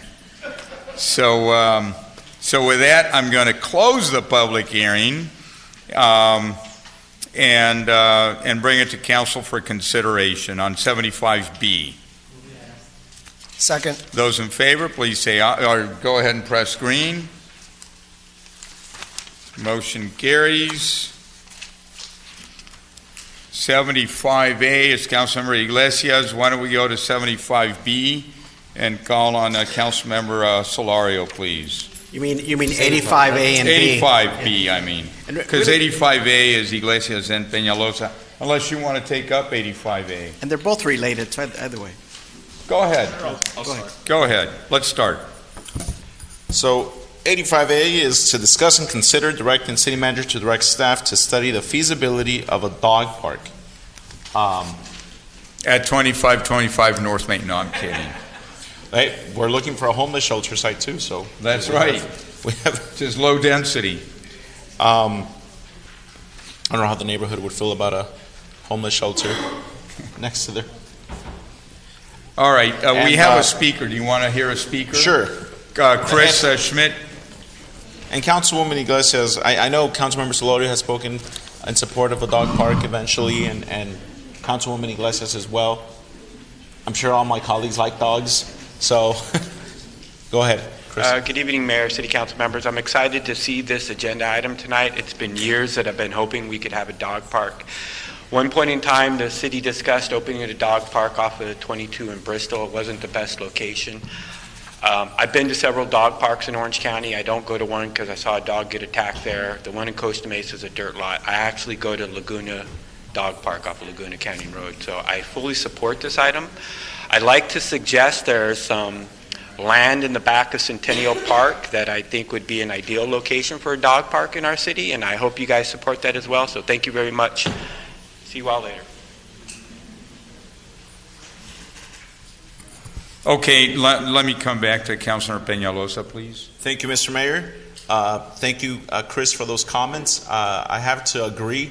The closest dog park to Santa Ana residents, I have a 90-pound dog that I like taking to dog parks, and the closest one I believe to me is the Costa Mesa Dog Park, and it is a dirt lot, and I never go there because of just how filthy it is, and it's not really a park. It was just they just chained up a dirt lot. And I do frequent the Laguna Canyon one and Irvine Dog Park as well, because those are the other two that are nice. Yeah, I think it's much needed. Much needed in just parks in general in our city, whether it's people park or dog park.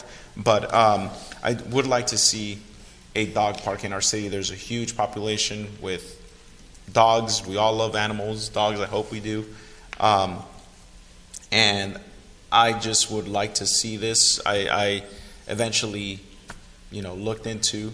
I know I've had discussions with you, Madam City Manager, since we took that ride on your first night here as City Manager back in May, and I told you about my dreams of eventually seeing a dog park in our city where I could take Jax to run and hang out, and so I'm hoping that we could look into that. Not sure if you guys can. Council member, some work. If I may, I have a comment. Then Solorio, then we can take Becerra. I just want to suggest the idea of potentially having more than one. Maybe if there's a pocket here and a pocket there, it's a big city for some people. If it's closer to their neighborhood, they might be easier for them to frequent it more often. Let's start with one. I get it. Right now we have 0. But as you're looking at the city, consider potential pockets of parks. It doesn't have to be a huge area. It can be an area. It needs to be enclosed so people can let their parks run around. Their dogs run around. They can have a lot of a lot of fun. I think it's healthy for the dogs as well. Some of these dogs don't really get a chance to run around. They get taken out on walks, but then that's it. Then they go back home. So anyways, if you would consider that as just a friendly comment and amendment to the thought. Councilmember Solorio? Thank you, Mr. Mayor. And again, really, 85A and 85B are connected quite a bit. What I've started to see too is we get grants for park improvements. We have this great social media team now, an email team, so everybody is seeing stuff. Other parks and neighborhoods say, well, what about us? Can I get security cameras? Can't I get, pathway improvement? Can I get this or that? And I had Fisher Park in particular and others that said, how do we get a grant? What can we do? And so I kind of suggested that I would work with staff and them on a wish list, and a wish list also begins just kind of by what's doable, what's affordable at our existing parks that are newer, what are we doing for additional amenities, and having others pick what they might want. That includes, large or small dog park areas. It may be just, poles with doggy bags, because folks need plastic bags, degradable bags, to take care of their dog needs. Security cameras, new lighting, trees, landscaping, children play areas, exercise equipment, walk paths. Also, too, what's happened in the past too is, and it happened up in Santiago Park, where there was a beautiful, large, long slide that kids and teenagers enjoyed forever, and because of deferred maintenance, somebody cut their finger pretty badly to get rid of that liability issue. We removed that big slide, historical, and never replaced it. And so we also have areas through many parks where we haven't replaced restroom doors, restroom lights, slides, other play equipment, and we, I think, via our staff and Parks and Rec, and as we're looking at next year's budget, need to spread out the love to all our parks and ask them what they might need. And again, I think part of it is what's working and what's cost effective at our other parks. For example, the special security cameras and lighting in particular, and restroom improvements and other amenities. Thank you. Thank you. Further comments? These four, and I apologize, 85A or 85B? We started with 85A, but they're the similar, so. Oh, so this is 85A? 85A. The feasibility for a dog park? Okay, and I don't know if this was discussed, and I apologize, I had to step out, I had to take a call and then talk to my son. But the feasibility for a dog park, I don't know if it was brought up, my recommendation and my ask would be if we could do a dog park at Centennial Park. There's a land that I believe the police department uses right next to where the offices are for the Parks and Recs staff, and I believe that was deeded by the Department of Education to its educational purposes. But we could go back, my understanding, and we could go, we could ask Ron. I don't think he's here today, but where is he? Ron Ono is always here. Yeah. When this So works. I guess maybe the swap from one agency to the other, if that's something that is feasible, because what I would like is for us to have a dog park at Centennial Park. I feel it's a great location. It's right next to the riverbed, and it's very appropriate for those that are using the riverbed for a walk. And we could also, and we have enough parking. That should be easy. Centennial Park should be easy. I think we should have more than one, but let's start there. So if we could start there to really look into it, what we can do. How many acres are you thinking, council member? Do you have a thought on that? I think the land is, 3 acres, Ron? I don't know. Can you come up to the... Can it be smaller than 3 acres and still be a successful dog park? Because I There's think standard so. sizes for large and small dog parks, but this is just a discussion item, so I would Come back with respectfully request options. that you, yes, So with direct options us to. on where to do it, but specifically Centennial Park, what's For one. what's the acreage on that? on The that land? area that's currently dirt in the south west corner is around 4 acres. Okay. But as you're discussing dog parks, we are planning on doing a master plan of all our park sites, and that will be one of the items to consider as to where is the proper location for a dog park as we go through this master plan process. Just for your information, several years ago, we were looking at a dog park location, and several suggestions came up, and we considered them, and our concern was you can't just place a dog park in a small parcel because, especially if it's in a residential area, it may cause a problem with noise and maintenance and all that. So we're looking at larger sites possibly. And one of the sites, I believe one of the councilmen mentioned, someone mentioned that it was a location on Bristol and the 5 freeway where we had actually got permission from the state to develop one. There's a concept plan on that, but it never materialized because of funding. But the land is still there, right? But the land is still there. The problem with that site, though, if you consider it a problem, you would have to drive to it. It's not to a walk-to site that you would normally have at a larger site. So if we could start with, I would say like a pilot, starting it at Centennial Park in that parcel there, that'd be good if you could bring back options on what we could do with that land and, what an adequate dog park could be. Because I know they have one in Costa Mesa. I don't know how big that is, that site. And then I know Anaheim has one, and it's kind of small, but it's, yeah.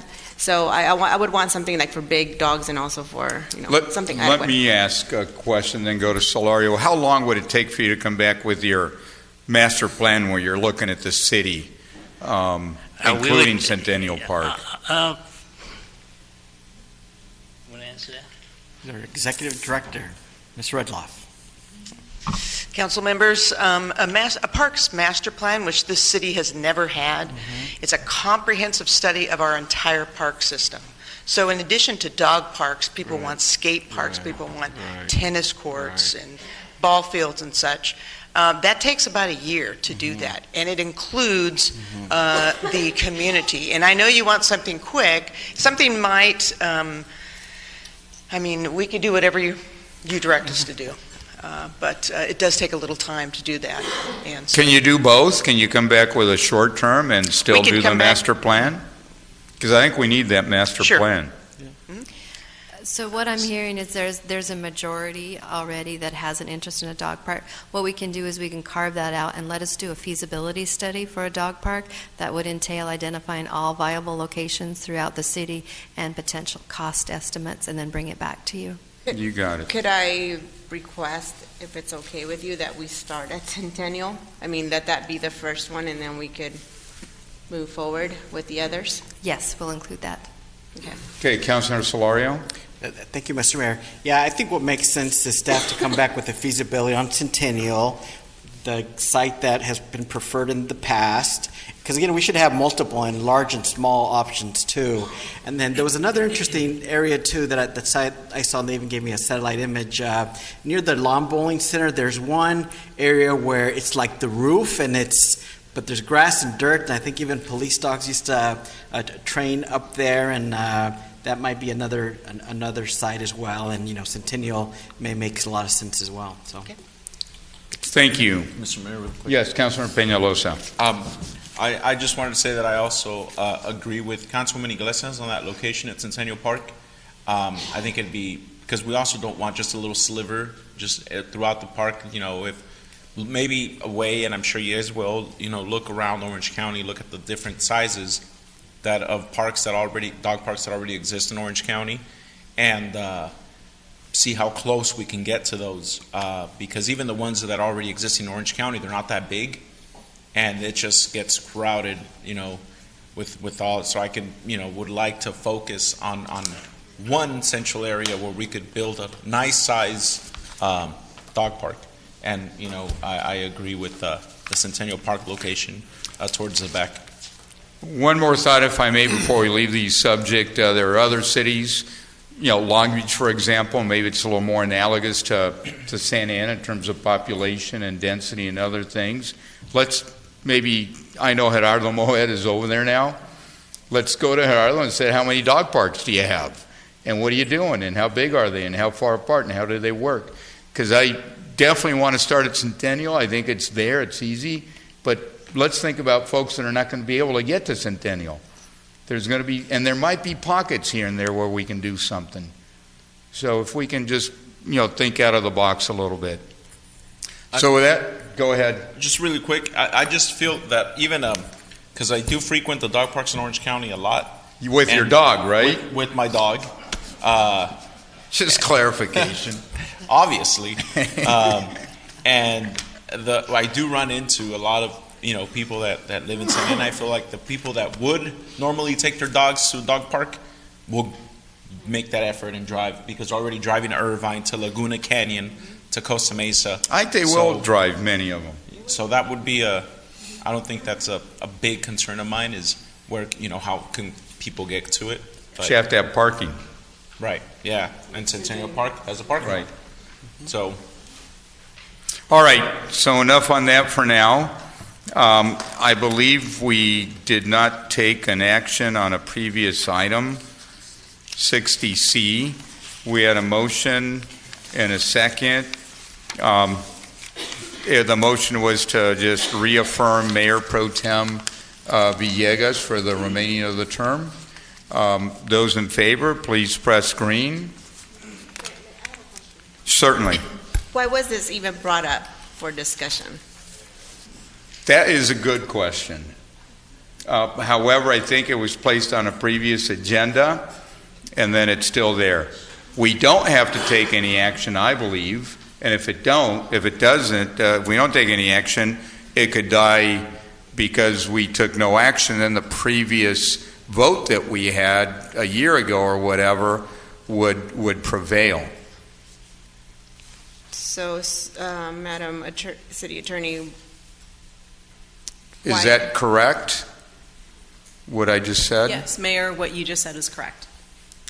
So we don't have to take any action right now, to answer your question. Why it was placed on the agenda, I don't know. Madam City Attorney, do you want to just answer Councilwoman Iglesias' question? I think it would kind of require a joint answer, but the item was placed on the agenda after it was brought to the attention of the city clerk. It was looked at, and in deference to the language in the charter, it was placed on the agenda. I will say from a legal standpoint, it was mostly placed on the agenda because the city council, as I previously stated, has the ultimate discretion to decide who's going to serve as mayor pro tem. And that's why the item is before you. If the question was asked, it's before you. You can either stick with the action that you took a year ago and making a 2-year appointment. You can decide to readdress that issue. It's completely within your discretion. Madam City Attorney, you made no mention of the city charter. That would be your appropriate answer for the question. That may be your answer to the question. That is not my charter. answer to the question. So there is language in the city charter which says that after a special or general election, the city council shall select a mayor pro tem at their first regular meeting after the election. We did some historic research. We found that there has been one other special election, and in that case, the item of the mayor pro tem was placed there.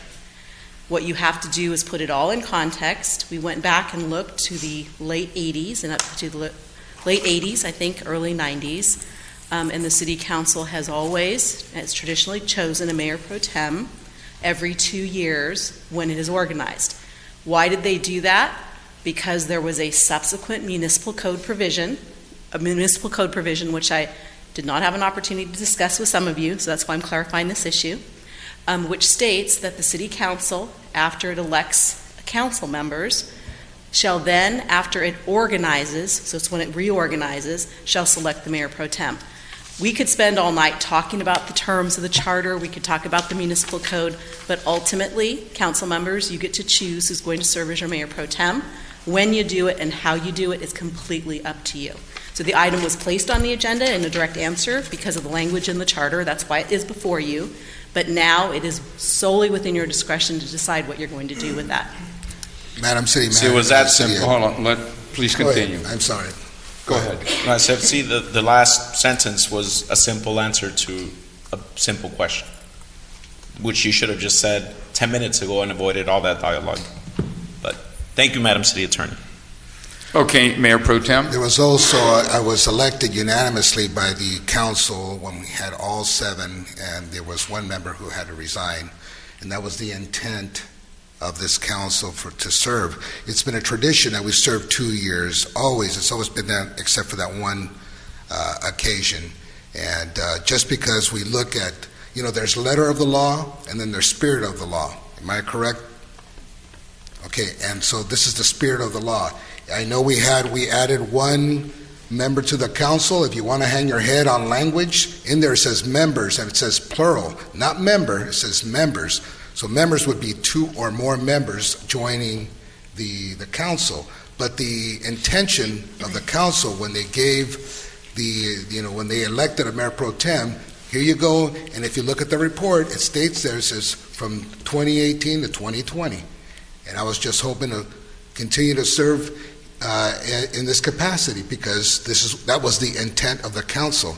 But we have one gentleman who joined us now because the other one had to drop out.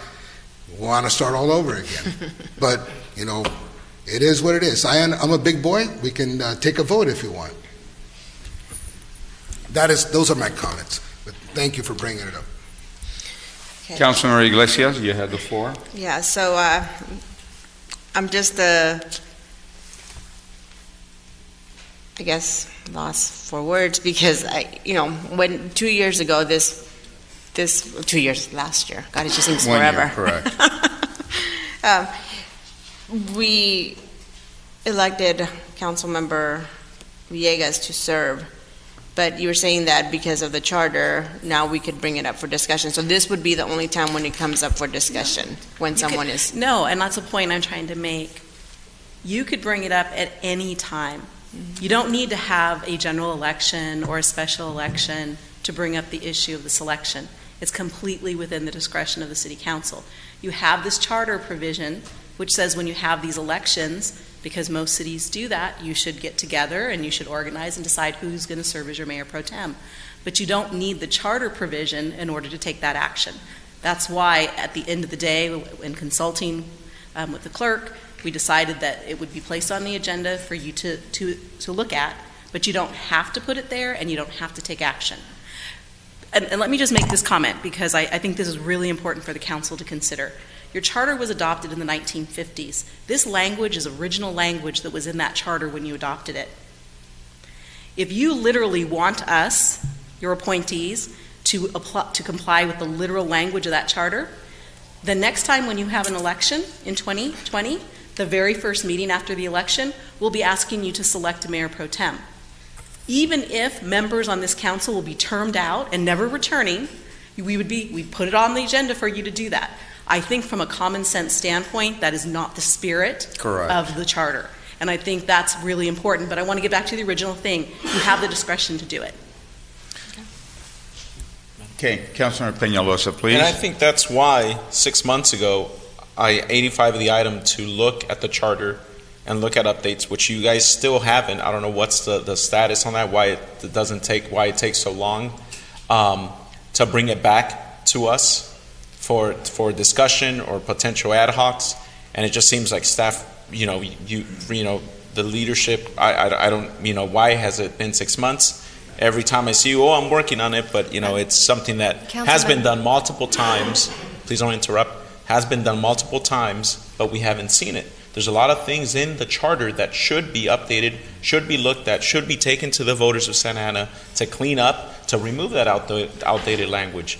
I understand what Mayor Pro Tem Villegas said. Yeah, traditionally, council members have served for 2-year terms. I get that, but thankfully, we don't have a special election every 6 months because that would be chaos, and hopefully we don't have any soon. And that's why that was brought, because in the charter, it says that after a special election, but traditionally, yeah, we only have elections every 2 years. So that's why council members serve 2-year terms for the most part. Mr. Mayor. Hold on. I don't know if he's done. Were you going to respond? I was just going to mention that, council member, I did mention to you that I didn't want to pursue that until the 7th member was seated. You never said that. You said that you never said you were waiting for the 7th member, but thank you for letting me know. Mayor Pro Tem, then I've got a quick comment. Here's an example for people that the audience or anyone out there who's thinking how this came about or how we're going to go about it. You have the Constitution of the United States. You have the right to bear arms, but then it goes to court and they interpret your right to bear arms, and then you have state law and all these different things. Here, the intent is for us to choose after they have an election of members, plural. And so, but the intent of the council, when they voted, if you look at the report, it says there from what time to what time you're supposed to vote. And it is true that 4 members here can go on, come up here, and then bring the item up as an 85A, and they can choose a mayor pro tem, and it just depends which 4 are sticking together which week. And so, and the city needs stability. The intent of the council, the way it's written, the intent of it is for there to be a mayor, for there to be someone who's a mayor pro tem, and move forward. In 2 years, things change.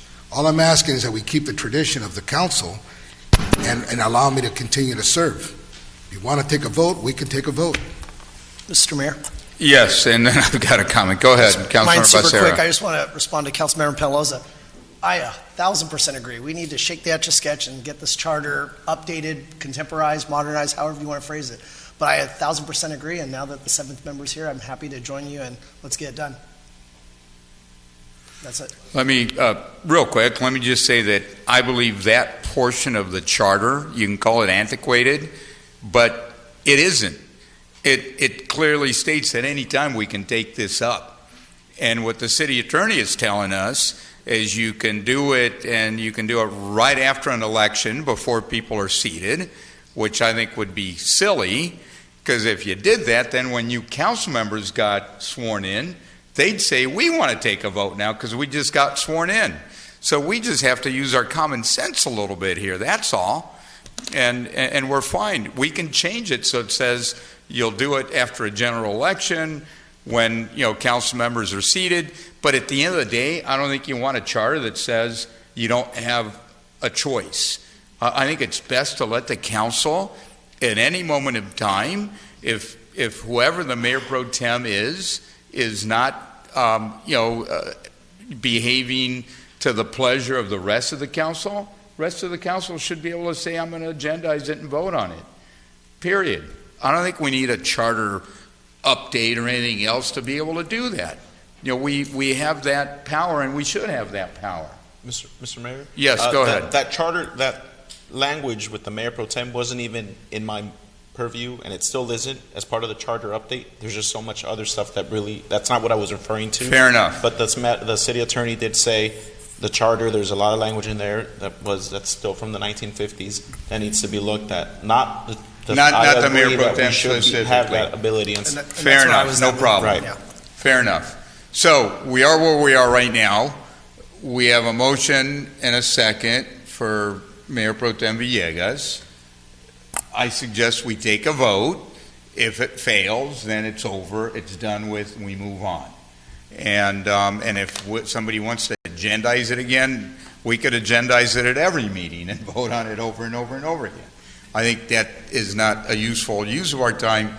But right now, there's a motion and a second for Juan, for Mayor Pro Tem Villegas. There would be no stability if that were to continue to happen. And that's another argument. But right now, you can vote yes, you can vote no. If there aren't 4 votes, then I think the issue just goes away because we'll have taken an action and nothing happens. May I say something? Sure. But for future, I think we should look at it. I know with the school board, every year they do restructuring of who's going to be the president, who's going to be the secretary, and who's going to be the vice president. But I think moving forward, we should do that. But at this point, I mean, when we elected Juan to be here, he was under the, under the understanding. But I think it's something that we should look into. That's because up to the council. Yeah, I would support you. That's something that I thought about, that, when you look regionally at most of the county, it's on an annual basis. Even the mayor, it's the mayor and the mayor pro tem.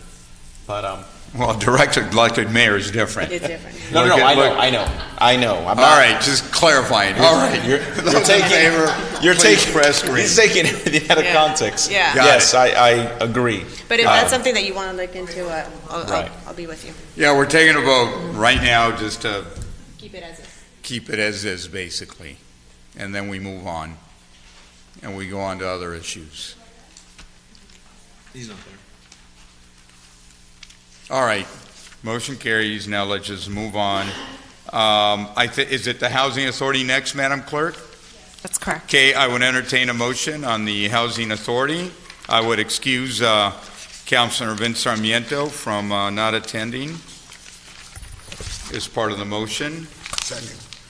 So I'll make the motion. There's a motion, a second. That's on item 1, 2, and 3. There are no comments. So those in favor of item 1 and 2, please vote green.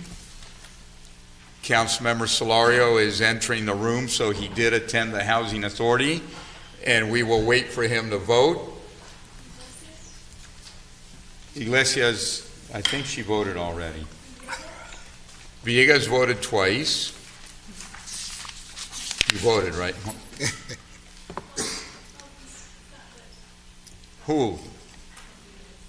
Got it. Push it again. that's there. All right. And please note that Councilmember Sarmiento was excused. So with that, we're coming to the end of a meeting here. We have Tony Bui and Carl Benninger. Come on down. Tony, you're up. Do you want to go first or you want to go second? Thank you, Carl, for the gracious act. Go ahead, please. Well, good evening, Mayor and City Council members. I've been waiting, spending 300 minutes to get 3 minutes to be here with you. Now and I'm going to talk to you and meet with you. I know you already requested, so please continue. I spent 7 seconds so that all of we can breathe and be ourselves. Why 7? Because in the past 7 months, one of the members of Santa Ana resident, a distinguished monk named Thích Quảng Thanh, he's the man who created the Bảo Quang Temple. If you drive on New Hope North, you will see a beautiful, magnificent landmark of Santa Ana. And he had been recognized with a plaque for his landmark. He had collected millions of dollars just to bring into the city of Santa Ana and make the city of Santa Ana beautiful in that area. And it may be considered a lung of Santa Ana City or a liver of Santa Ana City. And he had spent all his effort to create a temple which now belong to not only to the members of the so-called Vietnamese American Center for Charitable Service, Bảo Quang Temple, but it belonged to all residents of Santa Ana. So now we have problems. That means because he dedicated most of his talent for the hardware, cement, and brick, now he forgot to he will implement on the things that he had in here. For example, Section 2, he planned to get the board of directors. However, he passed away, that is 7 months ago. That's why I dedicate 7 seconds for his contribution to the city of Santa Ana. And I hereby ask your help to come and visit the temple and help us with the reorganize or helping so that this Santa Ana property will not fall into the hand of other people, which will be dissolved and be very bad for the city of Santa Ana. So please come to the temple on December 15, so we will have the register to vote for all the members, and by January 5th, we will going to have general meeting to elect 20 boards of members to make sure that the temple belongs not only to the members but also to all residents of Santa Ana. That is my request here. Please come and help us by provide us a legal assistance. Thank you very much. Thank you. The light is red, but let me say this, and maybe the city attorney could look into this a tad. The master that built this died 7 months ago. Yes. I know if other members went or not, but I went to say goodbye to him. I saw you. I remember and when I saw him praying. And he prayed, and I have tremendous... To you and to all of you had contributed your help to make the temple established. And I have tremendous respect for him, but I just want to understand, and that's why I want City Attorney to look at it briefly, Tony, as to what we can do, because as I understand it, there's the nephew or somebody that's here from Vietnam, he's kind of taken over. No, don't say take over. He will be appointed as an airport. However, there is 2 members that the master assigned them to be treasurer and secretary. They consider themselves as a director. That is why we have a conflict. So I just don't want to misrepresent anything. I don't know what exactly we can do. I see this as an internal power struggle over the control of the beautiful temple that the master built. Correct. If he were alive today, we wouldn't be talking. Correct. He had his vision, he had his followers, he had the whole thing.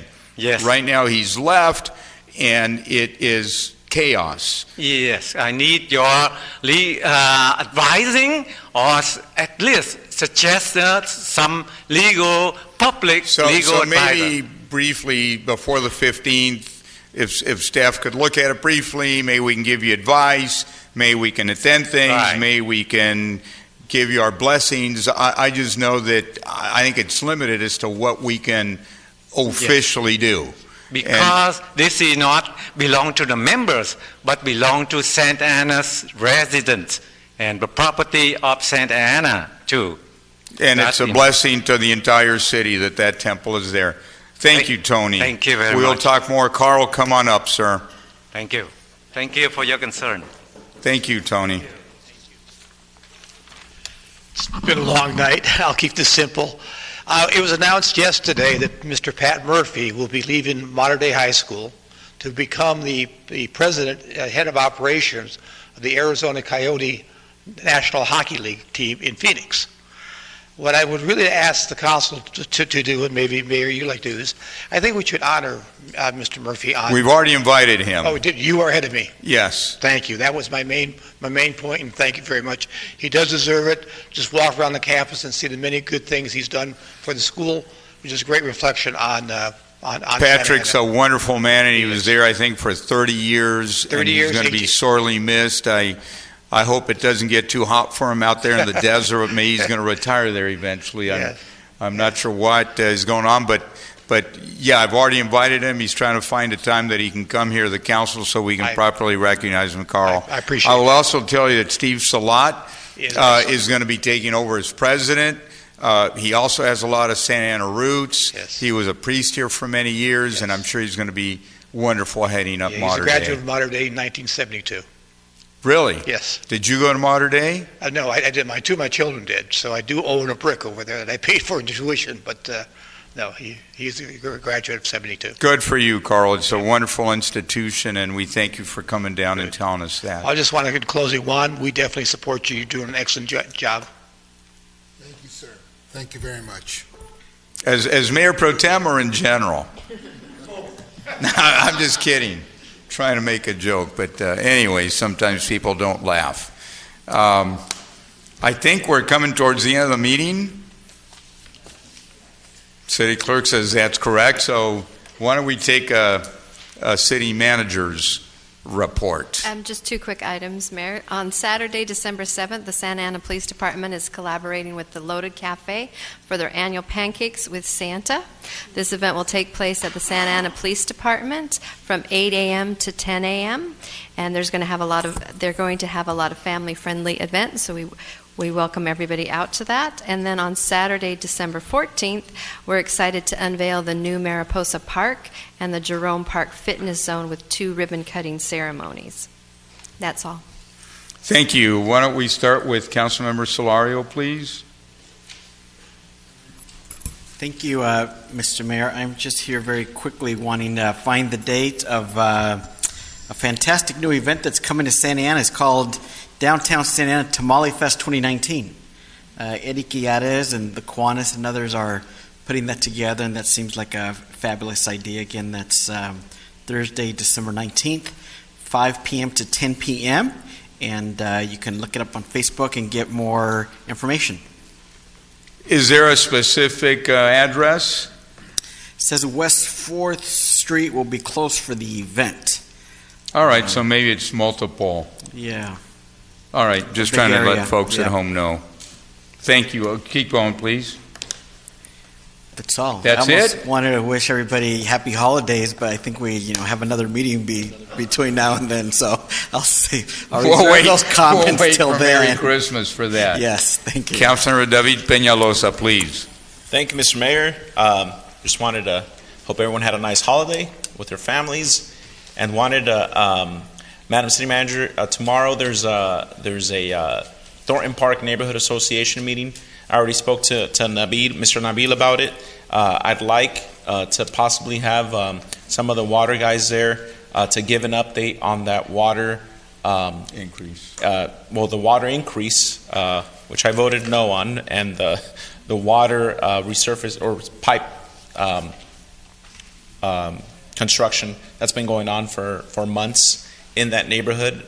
There's been we've sent emails back and forth this week about just what the status is and why it's taking so long.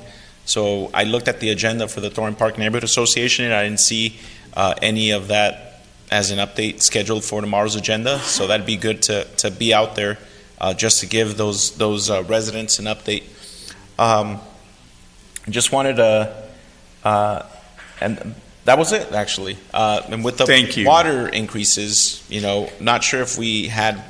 When is the meeting scheduled in Floral Park that we were gonna? Is that already happened? Is that going to happen? Sir, I don't have a date, but I know that their president had requested it. Okay, let's just make sure, just a reminder, let's make sure that we reach out to all the neighborhood associations across the city and possibly have a space available to make sure that information is everybody receives it. Thank you, and that's it. Thank you for that, Councilmember. Councilmember Iglesias, please. Okay. I have a few questions for the city manager and for the city attorney. As you all know, the County of Orange, they voted on the homeless shelter, the Yale. I think it was at their last meeting, the supervisors meeting. I attended as a resident of Ward 6 and also as a council member, not speaking on behalf of the council, but just myself as a council member. And they're moving forward with the Yale location. They still haven't included any of us here in the conversations on how they're going to operate the facility. We had also the school board president, Valerie Mesqua, and also John Palacio, who's one of the members, also speak in opposition, for this site. And one of the things that I am asking is, what is the possibility of doing a referendum for no more homeless shelters, especially county homeless shelters here in the city of Santa Ana?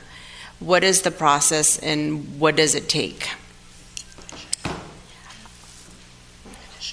Or I don't know if it's a referendum or it would be an initiative.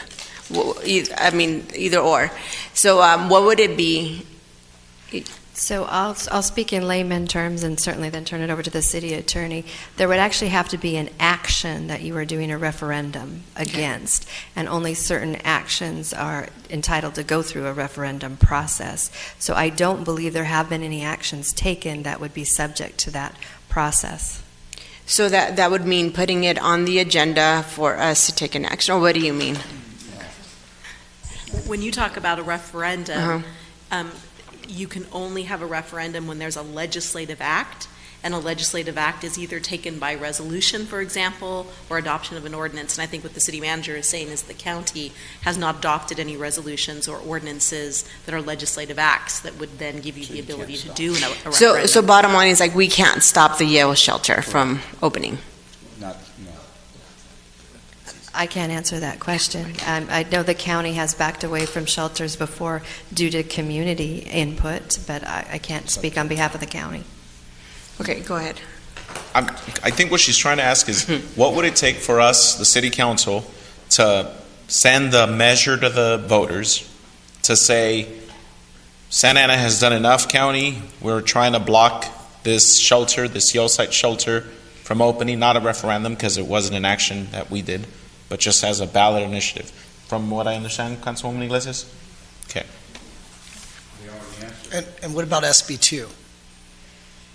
So the County of Orange is not subject. They have jurisdictional authority within the entire County of Orange, so they do not have to comply with our SB2 or go through our permitting process for that matter. I'm sorry, not to interrupt, but what I meant by SB2 was the fact that I don't think we can just ban shelters. Like, in other words, they're state. But no, I believe you're absolutely correct about county jurisdiction, No, right? council member, you're correct. The state requires all cities to identify an area in their city where they would permit homeless shelters by right. They certainly can limit the number of beds. Right. Going back to my question, if I may, but my understanding SB2 is for 200 beds, and right? I think that's the maximum. So they're doing 425. I believe your SB2 did provide for one 200-bed homeless shelter. But once again, the county is not obligated to follow your SB2 zones. What I would tell you is this. I think I understand what your questions are. I think what you're really looking for is legal advice on what your options are, and I think that we can get you that information. Because there are some legal issues that we need to discuss, and I know that we are scheduling some time. We also have a pending case under pending litigation so that we can get you responses to that. So that'll be something they bring back in closed session, something we can talk about. But it's something I believe we need to send a message to the county that enough is enough, and that that I know I'm talking about it. Councilmember Peñalo says too that we can't be the dumping ground anymore for the county, especially with what they're doing to us with the homeless. So my other question is on the homeless.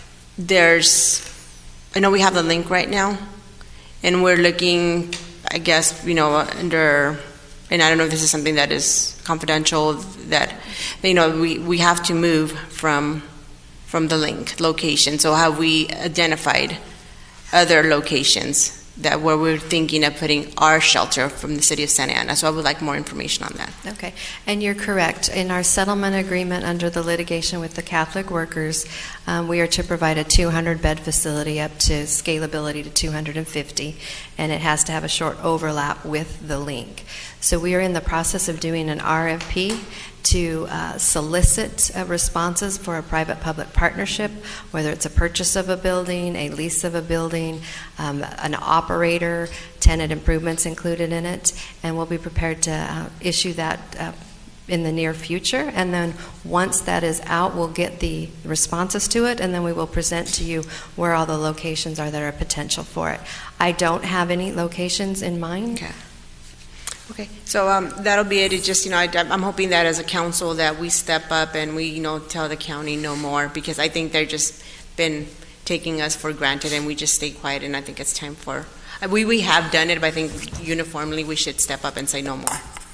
Thank you. Councilor Becerra, please. Thank you, Mr. Mayor. And Councilmember Iglesias, I appreciate you saying what you just said, because I agree. And I'd like to ask the city manager to agendize a discussion on how we're going to proceed with the homeless on the next closed session agenda. I don't want to completely echo everything Councilmember Iglesias said, but yes, enough's enough. And thank you, Councilmember Iglesias, for taking the time to attend the Board of Soups meeting. But I don't think you or any one of us should have to go lone wolf and have to, speak on behalf of residents. I think we, as an elected council, should be sticking up for our residents, provide a united front. We've got able-bodied staff. Let's give them hell. So let's go out there. Let's defend our city. We've done our part. You look at the northern spa, the service area. You have multiple cities doing 200-bed shelters. We have a 200-bed shelter, and yes, per this settlement, we're going to transition to another facility that'll have at least 200 to 250 beds. But to have this additional 400 or 600 beds is completely nonsense. There are other cities in the central spa where we're located that aren't doing that. And then on top of that, you have 10 cities in South Orange County that have 0 shelter beds. So with all due respect, I would like to ask staff to be ready for a discussion at our next council meeting in closed session so that we can all get on the same page and move forward aggressively. Thank you. Thank you. Mayor Pro Tem. Thank you, Mr. Mayor. I want to thank my colleagues who voted for me to continue to serve my term as Mayor Pro Tem. I want to continue to bring honor to the position. I'm not a perfect man, but then again, who is? I definitely try. This business is tough. If people would only know all the stuff that's going on in the background orchestrated hits, such and such, et cetera, et cetera.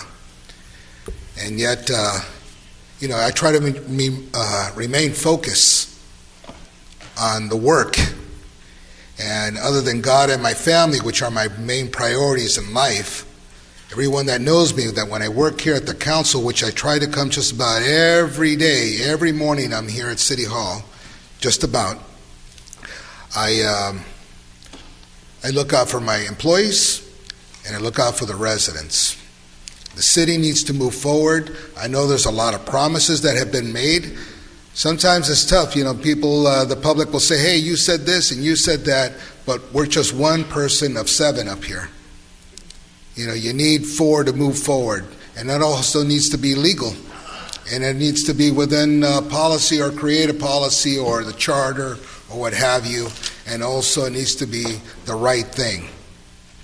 It's very, very difficult, sometimes to stand alone, and many of you that know me know that I've stood alone many times on many issues, and I give it a lot of thought, but it's always with my intention of making sure I try to do what's right in my mind and in my heart for this city. So thank you, everyone, and thank you, Mr. Mayor. Appreciate it for the allowing. You're welcome.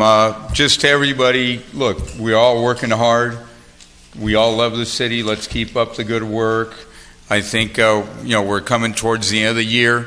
Pretty soon we're going to be talking about Christmas and the New Year, and then we'll go hopefully into a better and stronger 2020.